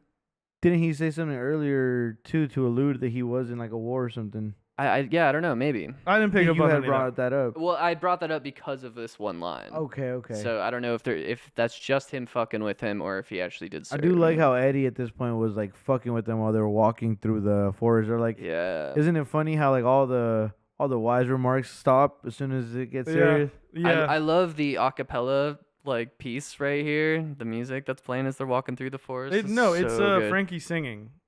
Oh. No shit. Yeah, Oh, Frankie's damn. singing the whole time. He has an amazing voice. Yeah, I thought that was just a soundtrack. Yeah, he's singing in Italian. That's amazing. Yeah, he's singing. He stops for a second. You see him like, it stops. He goes to take a piss, and then he starts singing a little bit more. Oh, I missed that. So, if you were getting walked to your death, would you want someone singing to you beautifully, or would you prefer just like the silence? I'd probably throw up. Yeah, Probably I that's when he love starts that he throwing throws up. up. Again, like the kind of a He little said- meek, like a little spineless, but like so reasonably. But He's I also an alcoholic, and he. true. So I was in thinking withdrawal. he has to play it off at all. It's just like, yep, been drinking all fucking week, you know.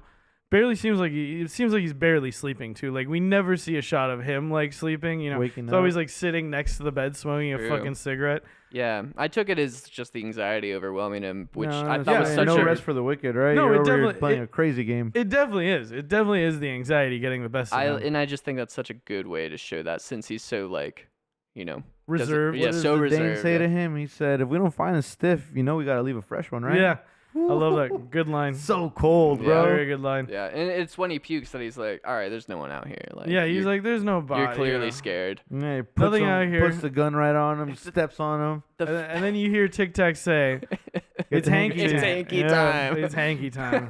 I couldn't believe that line. It's so funny. Yeah, I mean it makes sense. Only You got- for the fucking body out there. Yeah, I know that's so fucking wild, and I love how he says, I told you to put one in his brain, not in his face." Yeah. Wow, that was so.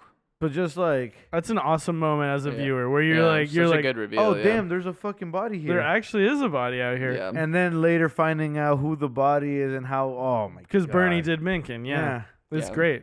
It's really good stuff. And he gave him cover, like. Yeah, he bought him some insurance. Bernie saved him here. Yeah. He really did. After he fucking I don't know. I thought it was I think again it was maybe this thing where he's like, I don't know, it seems clever. He's like gonna buy him time to try because he thinks that he really has Tom in a spot where like He's gonna work for him now. you're gonna work for me. And now that I've done this, like, look, I got even more. Like, I just helped you out like this, right? But yeah, and then again, it's so funny where things actually end up, right? We got Tom showing up to drop Johnson's place. We hear lots of yelling in the background. I love Tom just opens the door and Drop's just sitting there eating cereal. He really does look like a moron, right? Like he just seems kind of like an idiot. I mean, He's screaming reading the later funny is papers. so ridiculous. Yeah. Oh, yeah, that was wild. But he's just reading like he's just reading like the cartoons and the fucking like fucking newspapers. So fucking funny. And I love how he says like Tom is like, and how he's put this together, right? This is the Yeah. big bet, right? So Bernie like tipped him off. It's like, so did you talk to Bernie before he was shown across? And Drop's like, no. And then he's like, have you talked to him since? And he like doesn't really say anything. And he's like, and so he tells him, tell Bernie I want to get in touch. Yeah. I love that. Very smart. Again, Tom just he's like, I gotta figure it out. Yeah. I mean, it's pretty clear as well, but Yeah. like it was a cool way of going about it where he's like, let me go talk to Tad, see if he got any big bets, right? Yeah. And I think this is a really good movie to take notes for because there's so many moving pieces, like, and Yeah. so many name drops. Things happened, and then I went back to notes from a scene, and I was like, I have to make a note here that this is mentioned here because I didn't think it was gonna pay off when Right. it happened, but it Right. does pay off. We love good setup on On Cinema that Forecast. note, like there was in the 2-hour runtime, like there's so much to happen. Like there was Yeah. never a moment Yeah. where I was just kind of like, okay, let Waiting me look at the for time. what's next, Yeah, yeah. No, I was immersed. Yeah, I was locked in. 100%. Yeah. so- Contrasted to The Godfather, which is 2.5 hours long, or no, almost 3, right? I think it's so fucking sick how I think like plot points wise, this has probably as many because we talked about it when we watched it. We're like, there's so much packed in here. This too, but like at fucking sub 2 hours is like so impressive. Yeah. It's a packed movie. Yeah. Super impressive.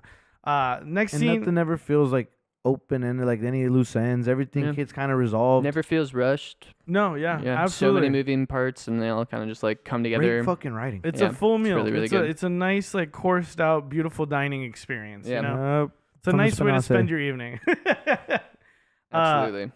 Then we have the cops are throwing Molotov cocktails in the Sons of Eden Club. This is just an insane, like, back and forth. I love the guy comes out with the white flag. They're like, okay, don't worry, the rest of you can be taken peacefully. This is the scene I was talking about. This is where Sam Raimi is the guy who fires off that gun. Oh, that's fucking funny. Wow. Yeah, they And like. they all just start laughing after they shoot him. Yeah. And then the guns start going off And on then they them. start getting lit up. I think Sam Raimi's the one that gets lit up. the guy who with the yeah, I think I know. They keep like holding on the officer, like standing out there. Mhm. This is such a like wild scene because it's like some of these are mobsters with them, right? Like it's the cops just like Yeah. in a battle with the mobsters Against other in, mobsters. like broad daylight, like such a wild 1920s, baby. yeah, you know, that's the thing is I could see some crazy shit like this going Yeah, down. for sure. It's so wild, but very funny. Yes, because when you're sitting there, you're like, there's plainclothes people. Oh, those are just like Casper's guys. Yeah, I think it's like the cops got No, like these were Leo's guys that were fighting at this point, no? No, but Casper's guys standing with the With cops. the cops, Yeah. yeah. And then Leo's guys trying to like shoot back. Also, there's just an insane amount of bullets fired. They like the uncover Tommy guns all they- just have endless They ammo. uncovered the fucking Gatling turret. gun. Yeah. I was like, what the Holy fuck? shit. I was just like, they are so out of their Insane. fucking Yeah. league right now.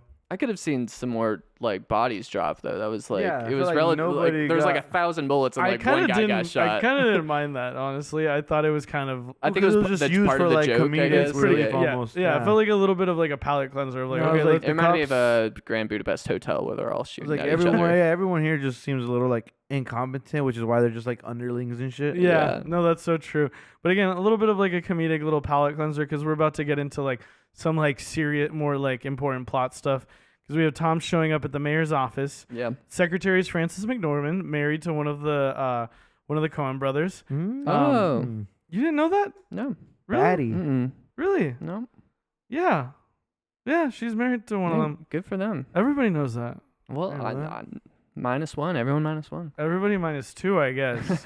But now y'all are part of everybody. Welcome to the club. Hell What's yeah. happening? I love. She says, "Mayor's Johnny Casper. I'll announce you." And he's like, "No, don't worry about it. Everybody loves me here. Yeah, I'm well liked. I love that. Like, it's so fucking funny. He just lets himself in. And the mayor's trying And to then goes straight for the bag where the alcohol just kicks it back there. well, yeah. Well, when she tells him to bring him in a little, like, I can't remember how he says it. He says it in a fun way, but like, basically tells like, "Hey, bring some booze in for me," you know.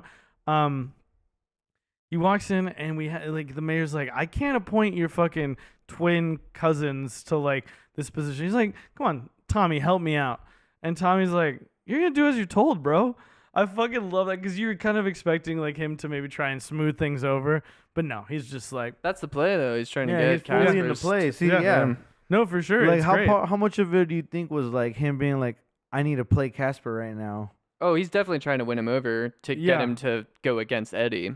Yeah, but the question is at this point, if he gets him to take out Eddie, like, I think he's just taking every opportunity as it comes and like doing the best with what You think information there's he has. less at the of time. like a big picture for him? Absolutely. You think it's kind of like, I'm just doing what I need to do to survive today? Yes, I kind of it think is. so too. I think Eddie is an immediate threat to him. Yeah, the big because di- Eddie is fucking him, Yeah. just better. Yeah. The first time I watched the movie, I was definitely like, he's got like a big plan, right? This time though, I'm just like, he's just Fucking winging it. it's just like he's just squirming his way out of like the fucking threat of like, being smashed. By these big people. Yeah.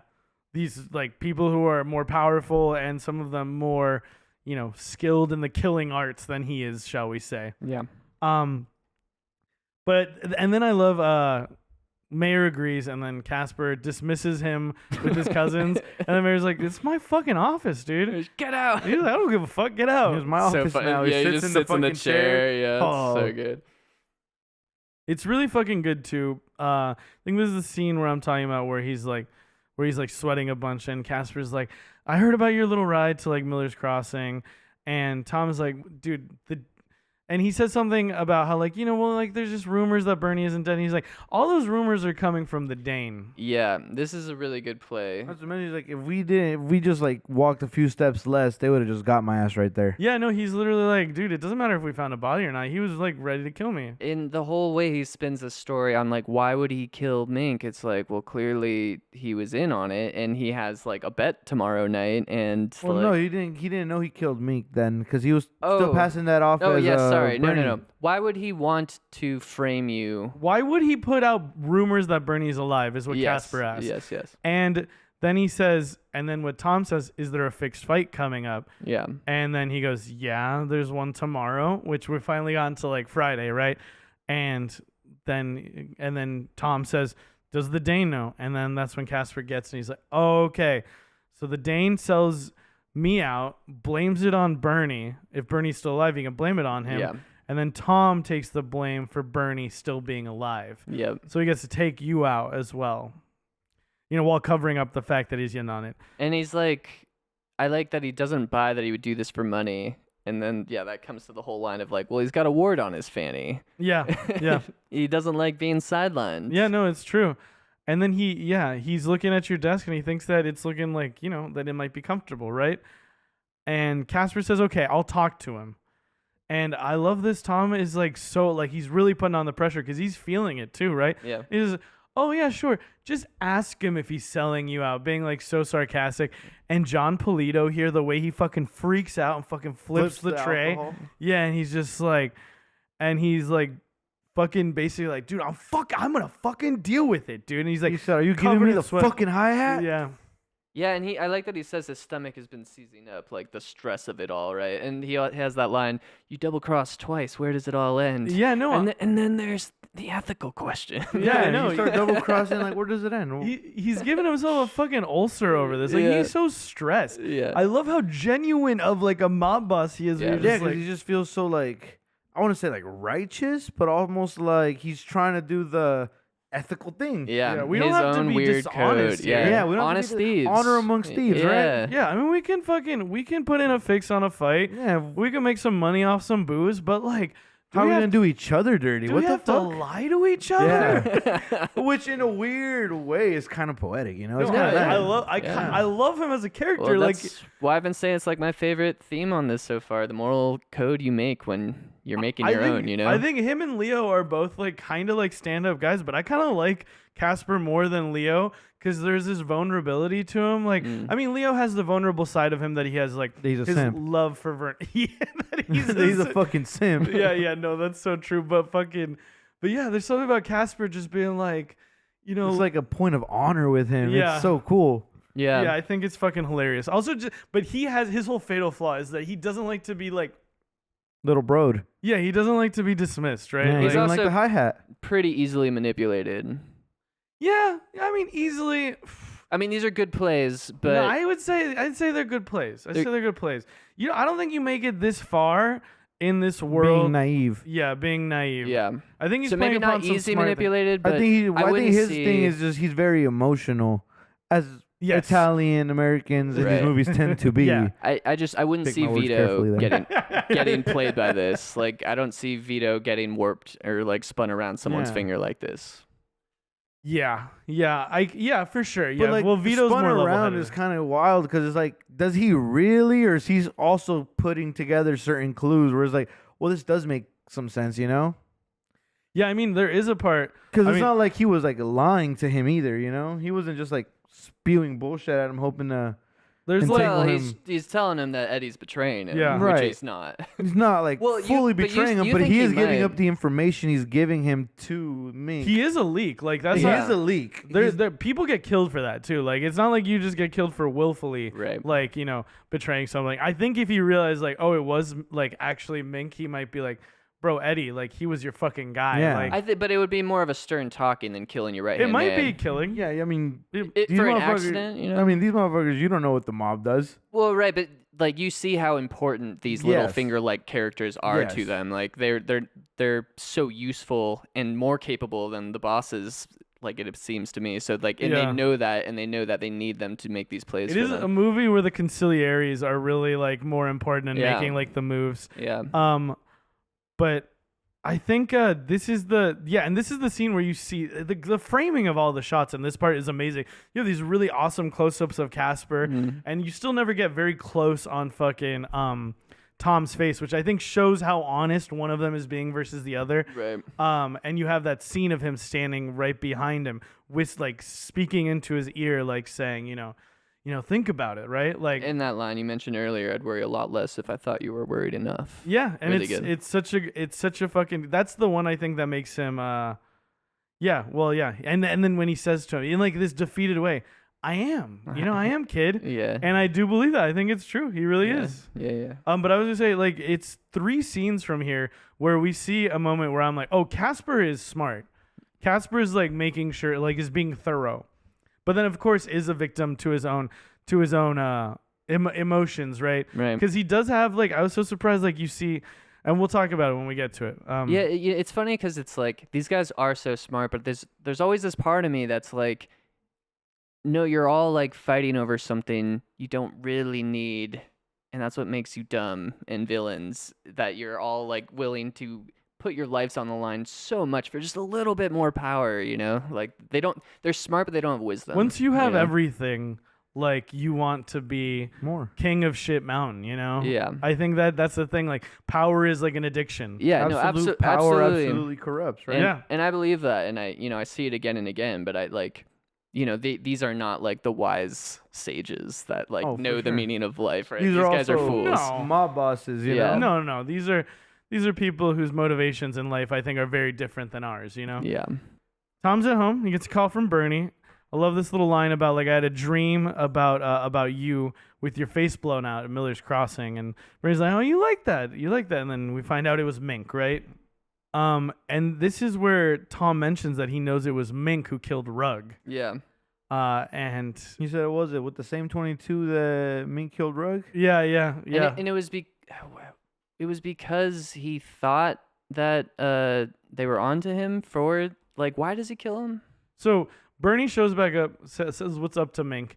Mink is not happy to see him. He's like, you being alive. No, I mean, why did Mink kill Rugg? Oh, because he was following him. Okay, that's what I If he was thought. Is it following as simple Verna, as that? Yeah, but so I think he was following both of them. but why was Mink with Verna? Because they were playing cards with Tom that night. Oh, okay, so it was actually something super like. Kind of. I feel like knowing what we know now, it was kind of like, oh, Mink shouldn't be caught around Verna or her brother. right. You know? If they put it together that Mink is with Verna, does that mean he's in tight with Bernie too? Which is how Right. Casper's getting screwed over out of all these. Right, because it raised my suspicions here. Like the reason I thought Tommy's like disposition changed so much was that he thought that Verna was involved in all this somehow, but no. No, she was just leaving the card game. Okay, because it didn't come up again. So Yeah. Then Tom turns us all on Bernie and goes, hey, look, you know what? I don't really care if you tell people that you're still alive, because I'm leaving town, and if you don't want me to tell Casper that you're alive, you'll have $2,000 at my house by 4 a.m. yeah, And this is where he's setting up his sort of final play. yeah, which is another very clever play. Very clever, very interesting play. Yeah. Very interesting play, and I love the way that Bernie sort of interrogates it later on. And when do you think he decided to do this? Like, because this is him kind of realigning with Leo here, if he wasn't already. Doing it the whole time. Yeah, if he was. When does I he don't know. decide to do this? I think he decides to do this. Like right now. Because he's going for Like the it- double. Well, Yeah. he's talking to Casper in the last scene, right? And he does get the thing where he feels like he's really getting under Casper's skin about this Eddie Dane thing. So I think now he's feeling like he can use him, and he can maybe set something up, right? I think it's around this. Do you think it's part of it? Their Is next meeting, right? And that's when, as he's telling him all this, that's when the Dane just comes out of the shadow. Yeah, exactly. I'm 'Cause- wondering if part of it is that he sees Casper and is like, this guy is not cut out for this job. I'm going back to my other boss. No, that is a question for it. Yeah, he sees the way that he's sort of like, Breaking under the pressure. yeah, take it like it. But I mean, again, he's also putting him in this insane Right. position, right? Or like Tommy almost feels like the sole cause of like all this chaos that's happening. I think part of it is maybe he realizes that, like, dude, if Casper stays alive even past the Dane, then like he might still find out, right? There's always gonna be the Right. risk that like he'll come after me at some point. Right. I just want maybe like if he can close off the loose ends, this would be like sort of like a perfect sort of ending for like Bernie and Casper to take care of each other for him. Totally. Which is the same conclusion that Dame came to like 10 minutes ago, you Yeah. know? Yeah. Yeah. And beats that- him that to whole it. part. Yeah, no, it is great. Because, okay, so Tom leaves his place. He gets beat up by some guys for Lazar. Well, they're 'cause- like, you just lost your third race, man. he- You're still then- betting, and, they you just don't said, have our and then money. they said, hey, he likes you though, so he said you could keep your legs. yeah, he said we didn't have to break anything, right? No hard feelings. And he says, God, Jesus, Tom, he knows. This is so funny. I love that we never see Lazar too, but he again seems like a Got a soft spot for Tom. he's Yeah. just like a nice guy. It's so fucking funny. Somebody just getting their ass beat and just like, yep, I deserve it. I get it. But yeah, Tom, I love this. He shows up at Casper's. The butler answers, but Casper is immediately there, and Tom immediately starts fucking like trying to fucking spin the yarn in his ear of like, okay, this is what we got to do. Fucking Mink is gonna show up at my place at 4 a.m. He'll tell us everything for 2K, but he's worried about Dane. So you got to take care of the Dane, man. Yeah, he says he's gonna get us tonight. He says that they're coming after us tonight. And then I love Casper sits down at his desk and he goes, yeah, Leo's holed up at Whiskey Nick's tonight. And then Tom is like, wait, how do you know that? And boom, the Dane is there. He's got Drop Johnson. He beat the shit out of Drop Johnson to get him to admit everything because he followed Tom after they found the body. Yep. He's like, oh, You think I it's- stopped following you? No, Like, no. He's so Everybody's committed. so smart. Yeah. I fucking love it. His disdain for him here. It's so intense. It's The great. Dane is so fucking cool. Yeah, he just fucking starts fucking choking.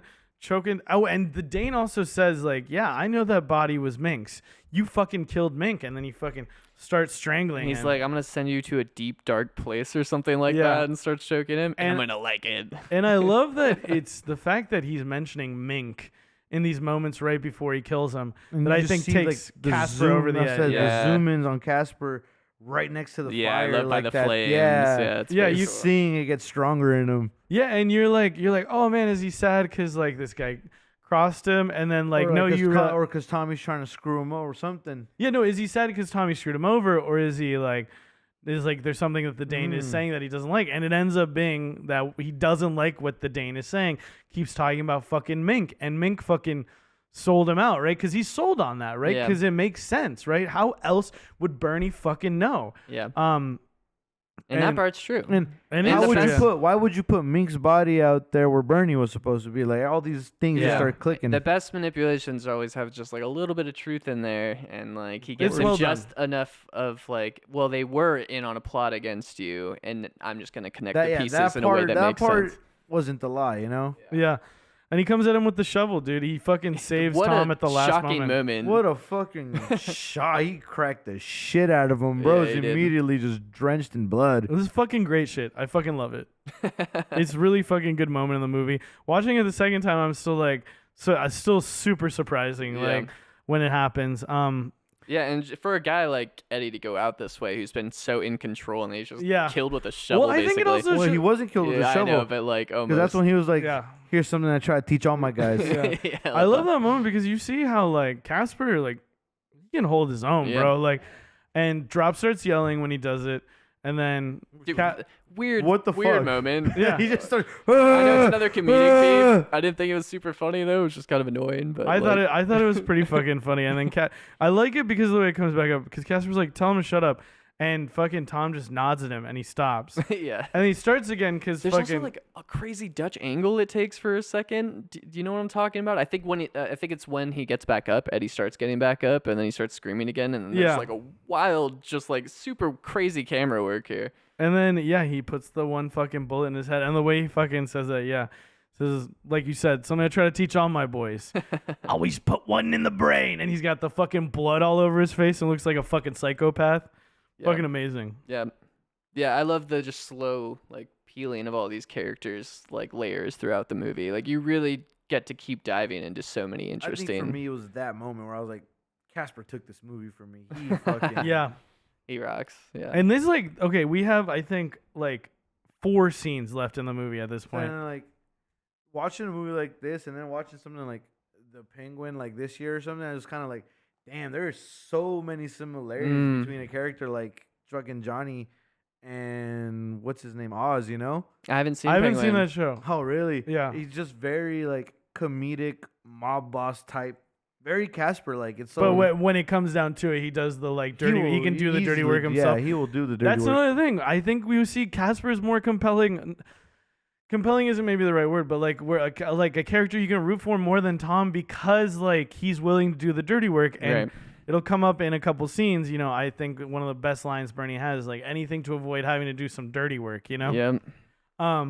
Tom leaves a diner, gets approached by Verna. This is a fucking awesome confrontation. Oh, yeah. She's got the gun. You know, she's like, "You fucking killed Bernie." He's like, Right, fucking. There. "Yeah," and he tells her, no, he's still alive. And he also, this is when he starts to say, like, the first time you hear him say he did this for Leo. Yeah. He says, giving up Bernie was the only way I could see to fix things for Leo, you know? And I don't know, something about that didn't strike me as a lie. Like what I'm guessing is he always had that in the back of his mind that he wanted to keep working with Leo, but Or he not didn't even know how. working with him, but necessarily, but more so like. He's a guy who always wants to keep his options open. I take it as I feel like I'm trying to see some good in him. You know what I'm saying? It's hard. I don't think he's a good guy. Because you're so true. You're just keeping his options open the whole movie. He's never trying to burn any bridges so he can work these people over. But I want to believe that he did this for Leo, you know? As someone who like feels very strongly about their friends. Yeah, he for didn't- sure. He didn't really have. Well, I guess his in with Casper is also turning in Bernie. So I'm like, his motivations there could be Leo, could be Bernie, but Could I don't just know. be survival. My general sense is that he was like open to whatever he landed in, but his hope was that he could find some way to get back into Leo's good I graces. mean, we always prefer, you know, like what we know is always the most The comfortable. devil, the devil you know, right? Yeah. Yeah, exactly. The devil, you know. I mean, I think there's a part of it where it's like, sure, Leo like beat the shit out of me in front of everyone, but I just watched fucking Johnny Casper take a fucking shovel to his right hand man, you know? Yeah. Which is so funny because I think there's part of it which is like Tommy's like maneuvering to get this to happen. Then he sees it happen and he is kind of like such like doesn't have the stomach for violence. Yeah. Where he's like, ooh, no, actually, that's a bit of an ick for me. I don't know if I want to work with you. It's giving ick. I know, it feels a little bit like that, where he's like, oh, now I've seen the side of you. I don't know. Well, like I was saying earlier too, with his stomach, because I think at this point he's already planning on killing Casper, right? Because he wants him to meet with him at 4 a.m. But Casper's the one who's saying the thing about his stomach all the time. Well, I know, but that's what I'm saying yeah. is that was like before this, and Yeah, I think yeah. he'd already decided, I'm not gonna work with you. Yeah, for sure. Again, it's just great that it's all nebulous. It's all up Yeah. in the air. You could talk about it for fucking hours. Like I think we all have like different views of who Tommy is. Yeah. Like right, like, Yeah. and I Which think is something I think the Coen brothers do very fucking well Yeah. throughout Yeah. all their films. Yeah. yeah, no, that's so It's true. really good character writing. Yeah. real like Rorschach test. Like Yeah. you Yeah, see, very and you not see gray what, area. Yeah, you see what you want to see. and not just with the characters, but the overall narrative. Because And I feel like at the end of this sometimes- movie, I'm still like, who is this guy? Well, because What he's is the overall driving. message? He's the driving Like, force. He's what we're right. following for all Which these is how I threads. Because felt. like it's weird because like you like understand everything he does in a way, but also Kinda? like you understand him like nothing. You know, it's like Yeah, you it's see a weird like You see the motivation behind the actions. You don't see his motivation, right? Yeah. Like it is such a play-by-play thing. It's Yeah. never like he doesn't have like a philosophy that ties him through like Anton Chigurh, right? Yeah. Yeah. which yeah. is like I don't know if it's just like this era of like filmmaking or like just the Coen brothers themselves, but like I found like other movies like Blue Velvet or I mean, Mulholland Drive is like Mulholland Drive or fucking After Hours. They're all very similar in that way where it's just kind of play by play. Like this guy's just trying to get to the next yeah, for sure. scene. I see that so much with Mulholland Drive because they are so like hard to read, and then like when things finally come out and are put into context, you're like, what the fuck? Things make sense. They still don't fully make sense. And you really have to like, it's a movie that's asking you to like make a decision. I mean, you don't have to if you don't want to, but it's like, it's asking for the audience's participation in deciding the narrative in a way, right? Yeah. Where it's like, it's not just up to me to fucking feed it to you on like with a spoon, right? Like Yeah. you have to actually Think. yeah, you have to participate in the Yeah. movie. Like you have to When- make some decisions, take sides like And I feel in like it certain says things. a lot about like your values as well. You know, it's like you think he's a piece of shit for this reason, where I think he's super dope for this reason. Yeah, absolutely. Totally. Absolutely. Totally. And it is such like a fucking like I keep saying like Rorschach test, but it is really like a painting or like this The trolley. like ambiguous scene where like I'm asking you like, okay, who's the good guy, who's the bad guy? And Do the means justify the ends? yeah, and like throughout you're just like, well, the good guy is the guy who I'm following the whole movie. And that's why my first time I was very much like, yeah, Tom. But like after watching it a second time, I'm Tom like, is basically Paul Atreides, bro. but then like I watched it It's again, a I'm like, cautionary and I'm tale. like, dude, Eddie the Dane isn't a horrible person. He was loyal to He was his. probably the most pretty loyal, bad. like just I mean, a horrible person in the matter of ethics, in the way that like Yes. Casper talks in, about in it. Yes. the moral Yes. code of like these like mob people. yes, he is like one of the most straight and narrow. He's right? super loyal. He's Yeah. super loyal. He's He's Ned super Stark, simple. you know, Yeah. like, he's- He's the next Ned Stark of mobsters. Yeah. Yeah. So I mean, I don't mean like he's a good person, but I just Yeah, mean yeah. like where he's like very clear, Reasonable. Yeah. clear motivations, right? So the line we were just talking about the scene where Verna tries to shoot Tom, but I love the line where she can't do it, and he goes, "It isn't easy, is it, Verna?" Like kind of like implying like, yeah, like I tried to kill your brother, and like it's And not I wasn't easy. sure at the end of the scene whether or not she believed him, which I think is also super interesting. It is very interesting, yeah, yeah, because she just walks away. Which to me, the way they have this falling out, she didn't believe him, and if she didn't believe him, then she definitely thinks he got definitely her didn't him believe- killed she- by the end, right? Yeah. Yeah. I'm assuming he probably reported the body, right? Like after. Yeah, I don't. Well, I you don't have the know. little old lady run down. Yeah, the yeah, street. he did. Cops and Yeah, everything, and they that's so pulled true. up and they saw Casper and him both dead right there, Yeah. each with their own guns in their hands. you Yeah, know? exactly. Very smart, This is yeah. so smart. Not Another, before he pocketed. another little like comedic fucking palate cleanser is a scene in the car. I love how you like as you're listening, he's talking about like a razor in hot water Yeah, he's versus giving him, cold like, water. shaving Cold tips. water And then is, you like- notice he's got the little nick, like the driver has a little nick on his face. So he's like basically like, "Oh, you cut yourself shaving? What? How'd you do it? Okay, now see the way you got to do it. It's such like a It's cold water. Why? Because the blade contracts. yeah. It's so fucking funny because it's like a guy, such He's like such a dad. it's such a dude thing to do, like such a dad thing to be like, all right, how'd you do that? No, you did it the wrong way. Yeah. Very Okay. Stewart like. This is the head chef of our restaurant. Okay. Yeah, no, I can see that a little bit. No, you got to do it like this, you know. The little details matter. It's very funny. He drops Casper off at Tom's place. See Tom roll up. Casper's already walked in the door, and Tom tells Sal, the driver, he says, "You can just go ahead. I'll give him a ride back." He's like, "Okay," and he pieces out. And I love this slow walk up the stairs. Yeah, very And then- tense scene. And it just looks like we've arrived at like the last level. Like the building just looks so different than it did like earlier. Yeah, for sure. Like Very, we, like a very looming threat. Right. And we Yeah. hear the right now. gunshots before he walks in. Too, Yeah. so Yeah, like, exactly. This just went down. well, the best part is he's walking. He's because we see same scene, same shot basically. Casper walks in, then He pulls fucking up, talks to him. yeah. Tom tells the guy to leave. The guy leaves. Tom walks up the fucking stairs. And what I love about this is he hears the gunshots and he's so nervous, dude. Because Sal even tells him like, "You don't look so good, man. Like, you know, kind of like white as a sheet." He's like, he just got a gun pulled on him by like the woman who he ostensibly loves, I guess. And you see him. Ostensibly. He looks fucking like he looks pale, dude. He Yeah. looks like he's not doing well. And then And- like when you see it from his perspective too, like when we're seeing him like walking to the stairs and everything, it's very tunnel vision. Yes, for sure. And then he hears the shots and he like notices it, kind of like he like kind of gets knocked out of the daze.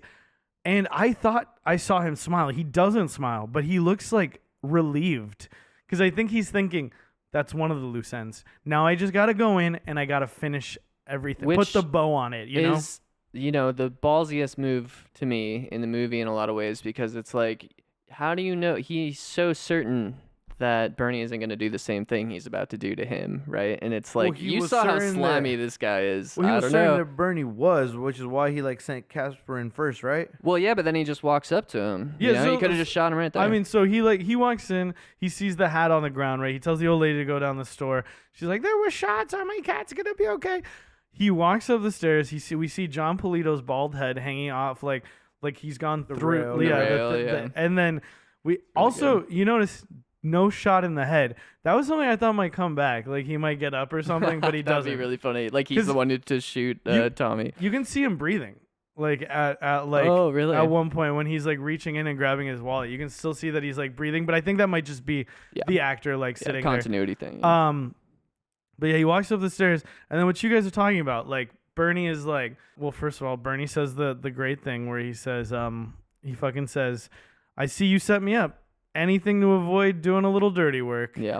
And then Bernie asks him, "How were you so sure I was gonna come for you?" Well, he was basically like, "Did you care which one of us would like survive? You know, how did how'd you know I was gonna come to kill you? And if I did kill you, did come to kill you, and now I've killed him, how'd you know I wouldn't still kill you?" And he says, "Now that Casper's dead, there's nothing between us. There's nothing in it for you. Yeah. There's nothing left."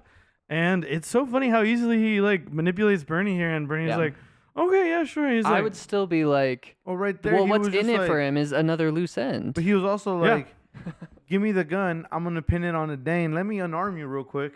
yeah, for sure. And of course, Bernie doesn't know that the Dane was just killed. Yeah. And that moment, he finally fucking says, And then so, he took the gun. He's like, "Actually, that's not gonna work." yeah, I love how he's kind of like, "Yikes, actually, I Actually, just remembered." oopsies. The Dane's dead across town. Oh so man, it how can't could I? be him. I'm sorry, buddy. It has to be you. And yeah, this fucking scene so fucking good.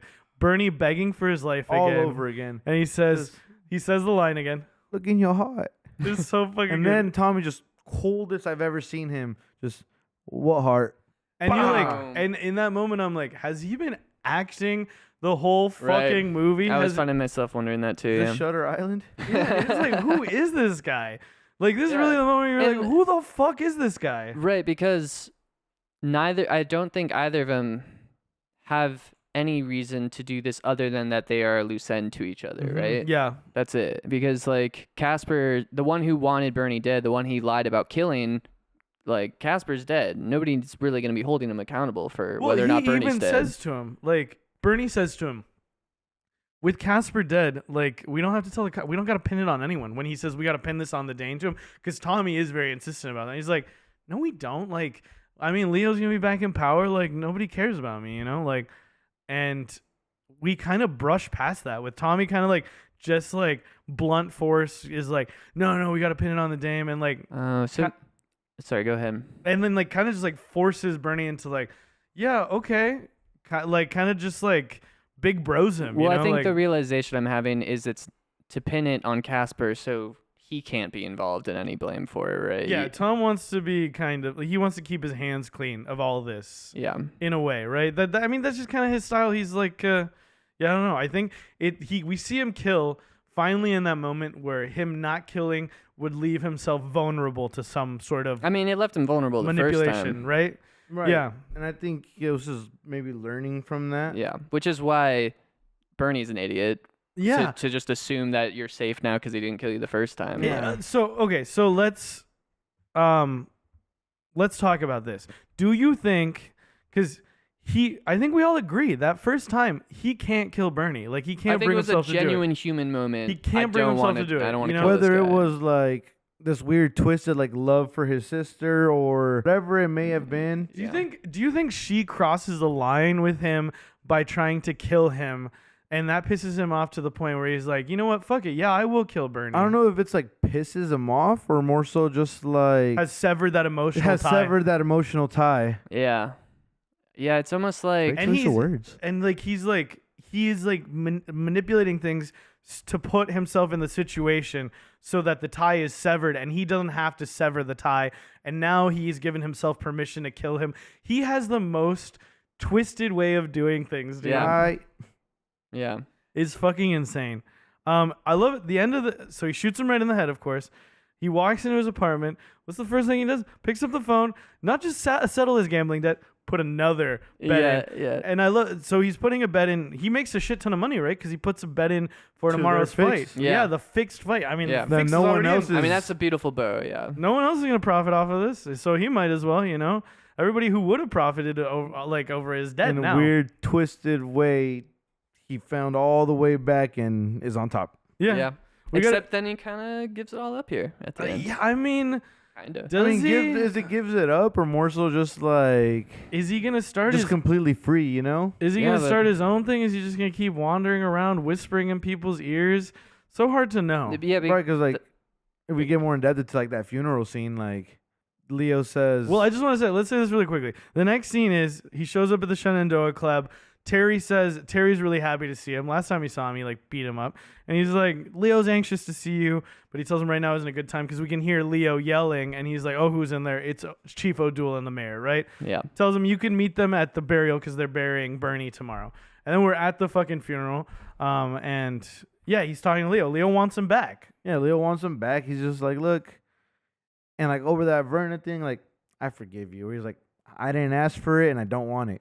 Yeah, it's so very interesting. I also love, he says to Verna, he says, great turnout. She's like drop dead. And then she leaves with the car, Yeah. which gives us this awesome little like walking scene between Yeah. the two of them. But that's such a telling moment again. Like, it's like he almost just does things because people tell him not to. Like, like there's this like deep contrarian sort of like vibe to him. But yeah, I love that he says that to him. He's like, hey, because they're getting married. 'Cause Yeah. she told Yeah. and she proposed to him. And I love how Leo's like, that's not supposed to happen. But again, it speaks to this part of Leo as well, And then Tommy also is like, who cares how it happens? You know? Like, Yeah. congrats. Yeah, for sure. It is just so strange, like the way he's like, I don't want your forgiveness. I never asked for I that. didn't ask for it. Yeah. Well, But like. it's also like a weird. It almost feels like a moment of like independence from that, where he's kind of, I feel like, figured out a little more.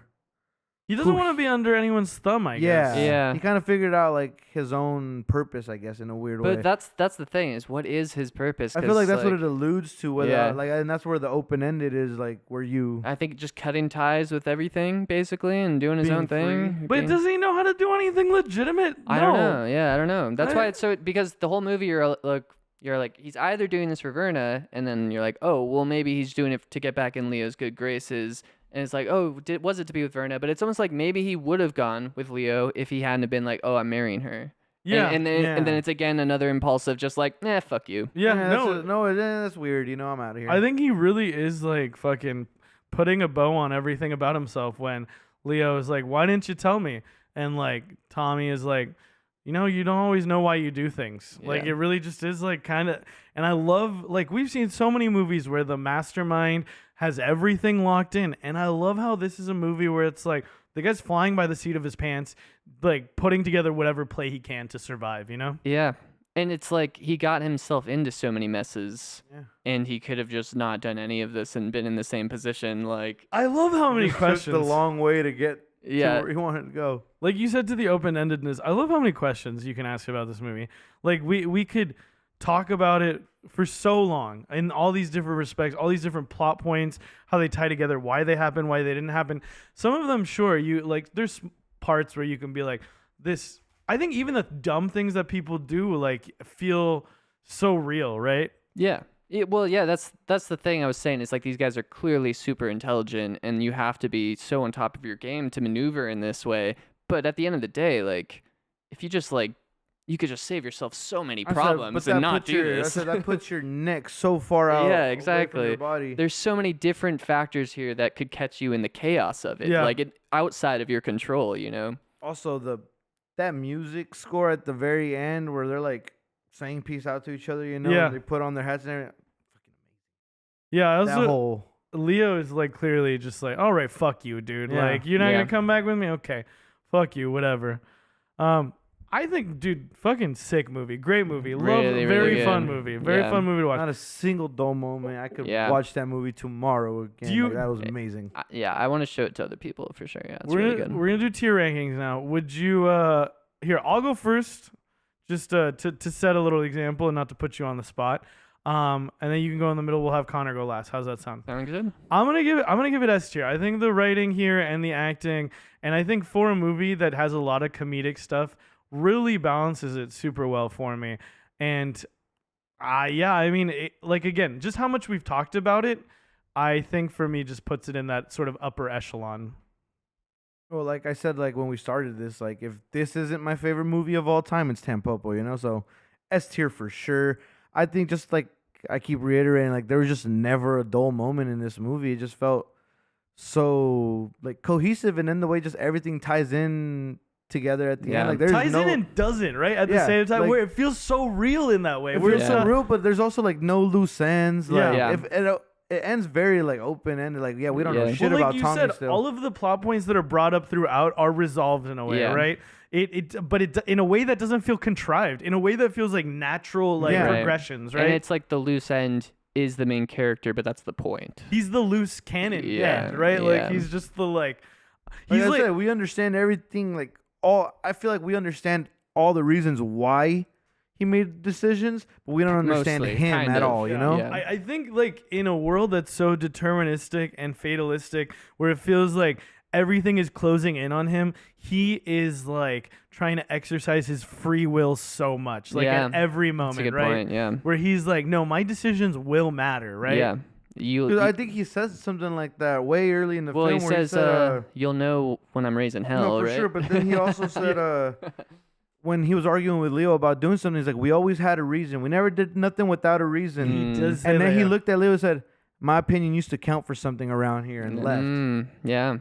Damn, Very you know, telling. that's, I think, the biggest insight to the rest of the movie. Because I think part of it is kind of showing, like, Leo, like, I can then- still fuck shit up, dude. And Like, then later, when Leo's like, "Why didn't you tell me?" He was just like, "Well, when I did try to tell you something, you fucking dismissed me. Yeah. Told me to go fuck myself." So yeah, it's true. It's yeah. true. Yeah. I'm struggling. I think I'm gonna go A tier. I did think it was absolutely excellent. I think it's one that on rewatches could go to an S tier. I guess the only thing missing for me was some of that like higher emotional elevation you get out of something like The Godfather, right? Just this kind of like Yeah, I like got where the drama I- plays like a I think- real where it almost emotional- like the sum of the parts Yeah, are for more sure. than yeah, where all you the like pieces. care about these people a little I can deeper. see that. I just think the level of writing Yes, and it like is questions like S-tier about- it's script, like absolutely. Death this Note, you know, is but better. less emotional, but like I think we talked about this in a different month where it's like it's not a super deep emotional analysis, but it's a very deep like asking questions Yeah. about like people Extremely Yeah. interesting. in yeah. this like a little bit more detached way. Yeah, I could see it going up to an S tier. I just So yeah, A that is where feels it more feels like right now. psychological thriller than like crime action drama kind of movie. yeah. But No, great movie. Great yeah, movie. Like I said, Great S fucking tier movie. script, absolutely. There's Yeah. like everything's just Yeah, but, perfectly interwoven. So amazing next week, tapestry. Connor will be on vacation for an indeterminate period of time. Raúl's going to take over hosting I duties. just got fired. Run that shit. No, I'm just joking. Hey, run that, Tommy. You know, It's always good for people to have Look like. into your heart. I mean, for the Look in most your part, I heart. think we've all I agreed. like that impression a lot. Really, yeah, he does it at work sometimes too. It's really fucking funny. But I think we all like took away a lot from this movie, Yes. and an A tier ranking is huge. I mean, that's that's Excellent. great. Excellent. Yeah. Like, cause didn't you give Nemo like a D or something? he gave it a fucking C. I gave it a C. That's He gave it a crazy to fucking me. C. It probably. I think if I were to rate it now, like now that we've done so Now many it's more marinated movies, a little bit. well, more so that like I was being. Wait, Nemo's being marinated? I think my like criteria in the way I was looking at my early ratings has evolved as we've done more, and I think it's more of a B in my head now than a C. But That's, it could go I up. could live with the B. It, I it could can live go with up the B. further. Like I love Nemo, but like I love Cars so much more. I love Toy Story so much more. I don't know. I mean, I like Rio, all those Coco. movies. I mean, Coco. I cried like a baby watching Coco. I told Bro. I asked our coworker. He's this tall white dude. He was Hell like, yeah. No, just uh, fucking ice in the veins. Oh, baby. I see. I asked fucking this coworker of ours, this tall white guy. I was like, "Have you seen Coco?" And I go, "Cause you know, as a white person, it's racist to not watch Coco or to not like it, right?" But I was joking. I was That's playing. what I with was told about Black Panther. Though. Like, if you don't like Black Panther, you're racist. I love all of these. I love all of these very like black and white opinions that you have to have about movies. Or just things that include like inclusivity. And Yeah, shit like that. I It's think it's so fucking funny to say that to like, someone. it's almost a meme, you know. It's funny to make someone feel uncomfortable about like, hey, how do you feel about this children's movie? Especially Stewart. It wasn't Stuart. It was Eli. It was Eli. It was Eli. Yes. And I'm big Shout on out the- Eli. Stewart, how do you feel about this? It had brown people in it. Stuart, I love it. I love it. It was the best movie I've ever seen. Clearly a shitty movie. On that note, let's talk about next week. Yeah. We're watching Bronx Tale. Bronx Tale. Yeah, never seen this one either, so very excited. I think it's gonna be fun. We got a little bit more Robert De Niro. Well, no, we didn't get Robert De Niro. I watched Godfather Part 2 right after we recorded the episode. Any quick thoughts on watching that back to back? Yeah. First time I watched them, Part 2 was my favorite. And I was like, oh, this is the better film to me. Watching them again, Godfather Part 1 is the better film. I still love Part 2 because there's a lot of really fun things to it. But I think say it's like Two Towers. I don't know. I haven't watched those movies in a while. But I think for me, the thing is that in the first Godfather, I'm so much more interested in the story of like a seemingly good guy or like guy on the straight and narrow, like ends up becoming the like head of a crime family. I think that's so much more interesting. And the scene in the diner is just like And the legacy, so iconic. and the passing off between Vito. everything. Yeah. That too compared to a story of a guy like he's just so clearly a piece of shit in the second movie. Much less of a protagonist or antagonist, Dude, anti-hero you can get behind. Shit in the second one. And spoiler alert, real quickly.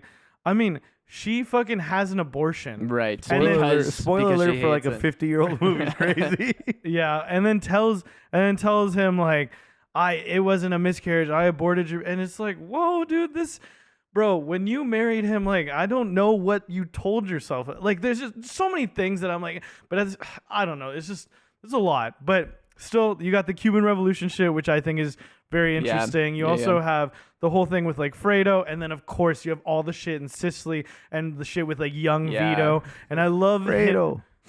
I know it was you. I love one of the most satisfying moments in all of the movies.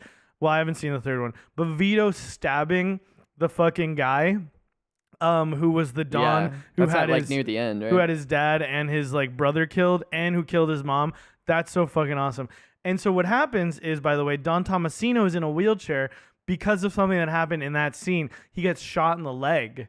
So he is like in a wheelchair. I think that first scene where we see him standing, it's just because he's like right next to the car and he can hold himself up. But yeah, that's why Don Tomasino owes so much to Vito, because Vito let him take over Corleone essentially. Like he set him up. It gives fucking Gurney getting a Raban. Oh yeah, no, at the for end sure. of the second yeah. movie. No, it's Don't probably remember. The satisfying revenge. when Gurney Halleck kills Robin Batista? in fucking Dune 2? Oh, I'm sorry. You're talking about Dune. Yes, yes. No, it's so true. That's a great comparison. Is that satisfying of a fucking kill? Yeah. But yeah, that's the takeaway. So Bronx Tale, that's what we're watching. Neither of us have ever seen Oh, it. you haven't seen it either. That's No. very exciting. 10 Okay. out of 10 fucking movie. Well, yeah, I'm very hyped for it. It had super high ratings. Do you know what era it takes I think place in? I think it's in the 90s. Cool. It's kind of cool to get these little snapshots of Yeah, know. different times and Yeah. stuff. Here, I'll look it up real quick. I'll tell you exactly when it was. 60s. Oh, it's 60s. 60s. Okay. It's the 60s. Oh, that'll be fun. That'll be good. hell yeah. Yeah. Well, that was fun. Thank you so much for being on, Raúl. We Yeah, thanks, appreciate man. you. Thanks for It's having great me. having This you. was great. This was fun. Yeah. Hell yeah, brother. You got to come on sometime. Yeah, we'll do it. We'll do it again some other time. Hell yeah. Let me know when we're doing Tampopo. I'm down. Oh yeah, absolutely. We'll let you know. I think a food. Any food movie, I'll do fucking. I kind of want to do a food movie month. I love food related movies. Yeah, for we sure. got to get that in there. Yeah, I mean, what's the one with You got chocolat. You got like water for chocolate. What? No, was it A Big Night or something like that? You got Big Night. Big Night is super Ratatouille? fun. Big You Night. got Ratatouille. You got Ratatouille. If that doesn't get an S tier, I'm fucking quitting the podcast. Though I'm gonna be honest, dude. I don't think I could carry on. Fair enough. Fair enough. But you know, as we always like to say, call your mom, tell her you love her. You know, I'm tell, making the pizza. Tell your friends you love them. They don't make pizza in They Ratatouille. don't make pizza and ratatouille, but I was still on our Italian. On our Italian kick, I'm Oh. making a pizza. I'm making the pizza. I'm making a Hey, don't put pizza. too much onions in the sauce. I I never put too much fucking onions in the sauce. What the fuck? that sounds like that's from a good gangster movie, mobster movie, Goodfellas. I've never heard of that movie or ever thought No. about it ever. Mm-mm. Definitely won't be watching that movie this month. No. So many Uh, Scorsese of movies. course How could not. you pick one? Speaking of not watching any Scorsese movies for a mobster movie month, remember, like, comment, subscribe. You know, you make it a pizza, we eat it a pizza. When you say mob, you're specifically talking the Italian mob, We're right? doing. I was very I was like, insistent. 'cause Scarface exists. All these other kinds of. Scarface would have been a good choice. yeah. Scarface does exist. Scarface doesn't feel like the mob to me. I mean, yeah, because it's like more cartel-y, right? Well, But- Latinos, we don't have mobs. We have we have cartels. cartels. You know? It's like- It's all race related shit. You know. yeah. It's a very interesting There's point, the yeah. Potato. speaking of potato, there's the Irish, the the Irish Irish, mobsters, yeah. and also I just want to lay one thing out. This You is got a, moonshiners. yeah, for sure. Like all that, like Lawless. That's a fucking crazy good You know, crime movie. I do want to Haven't seen say, that one either. as far so as fucking potatoes are concerned, Peru. Peru, that's where they're from. Thank Idaho. you so much. No, Peru.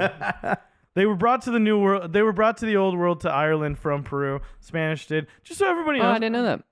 You That's didn't- awesome. You've been friends with me this long. You don't know that? Potatoes. You were never talk invented in about your Peru. people to me. That's not true. I talk about potatoes in Peru all the Aren't fucking time. tomatoes and everything from like South Latin America, all that. I think a lot of that shit. I think, yeah, for like, sure. The tomatoes, yeah. peppers. That didn't come to the old world till No, I mean, like, so much of Italian cuisine, you're like, pff, I mean, at least like Roman cuisine. Yeah, right? yeah, for Because like sure. when you go up north to like Piedmont and shit, we don't use tomatoes like that. no, not really.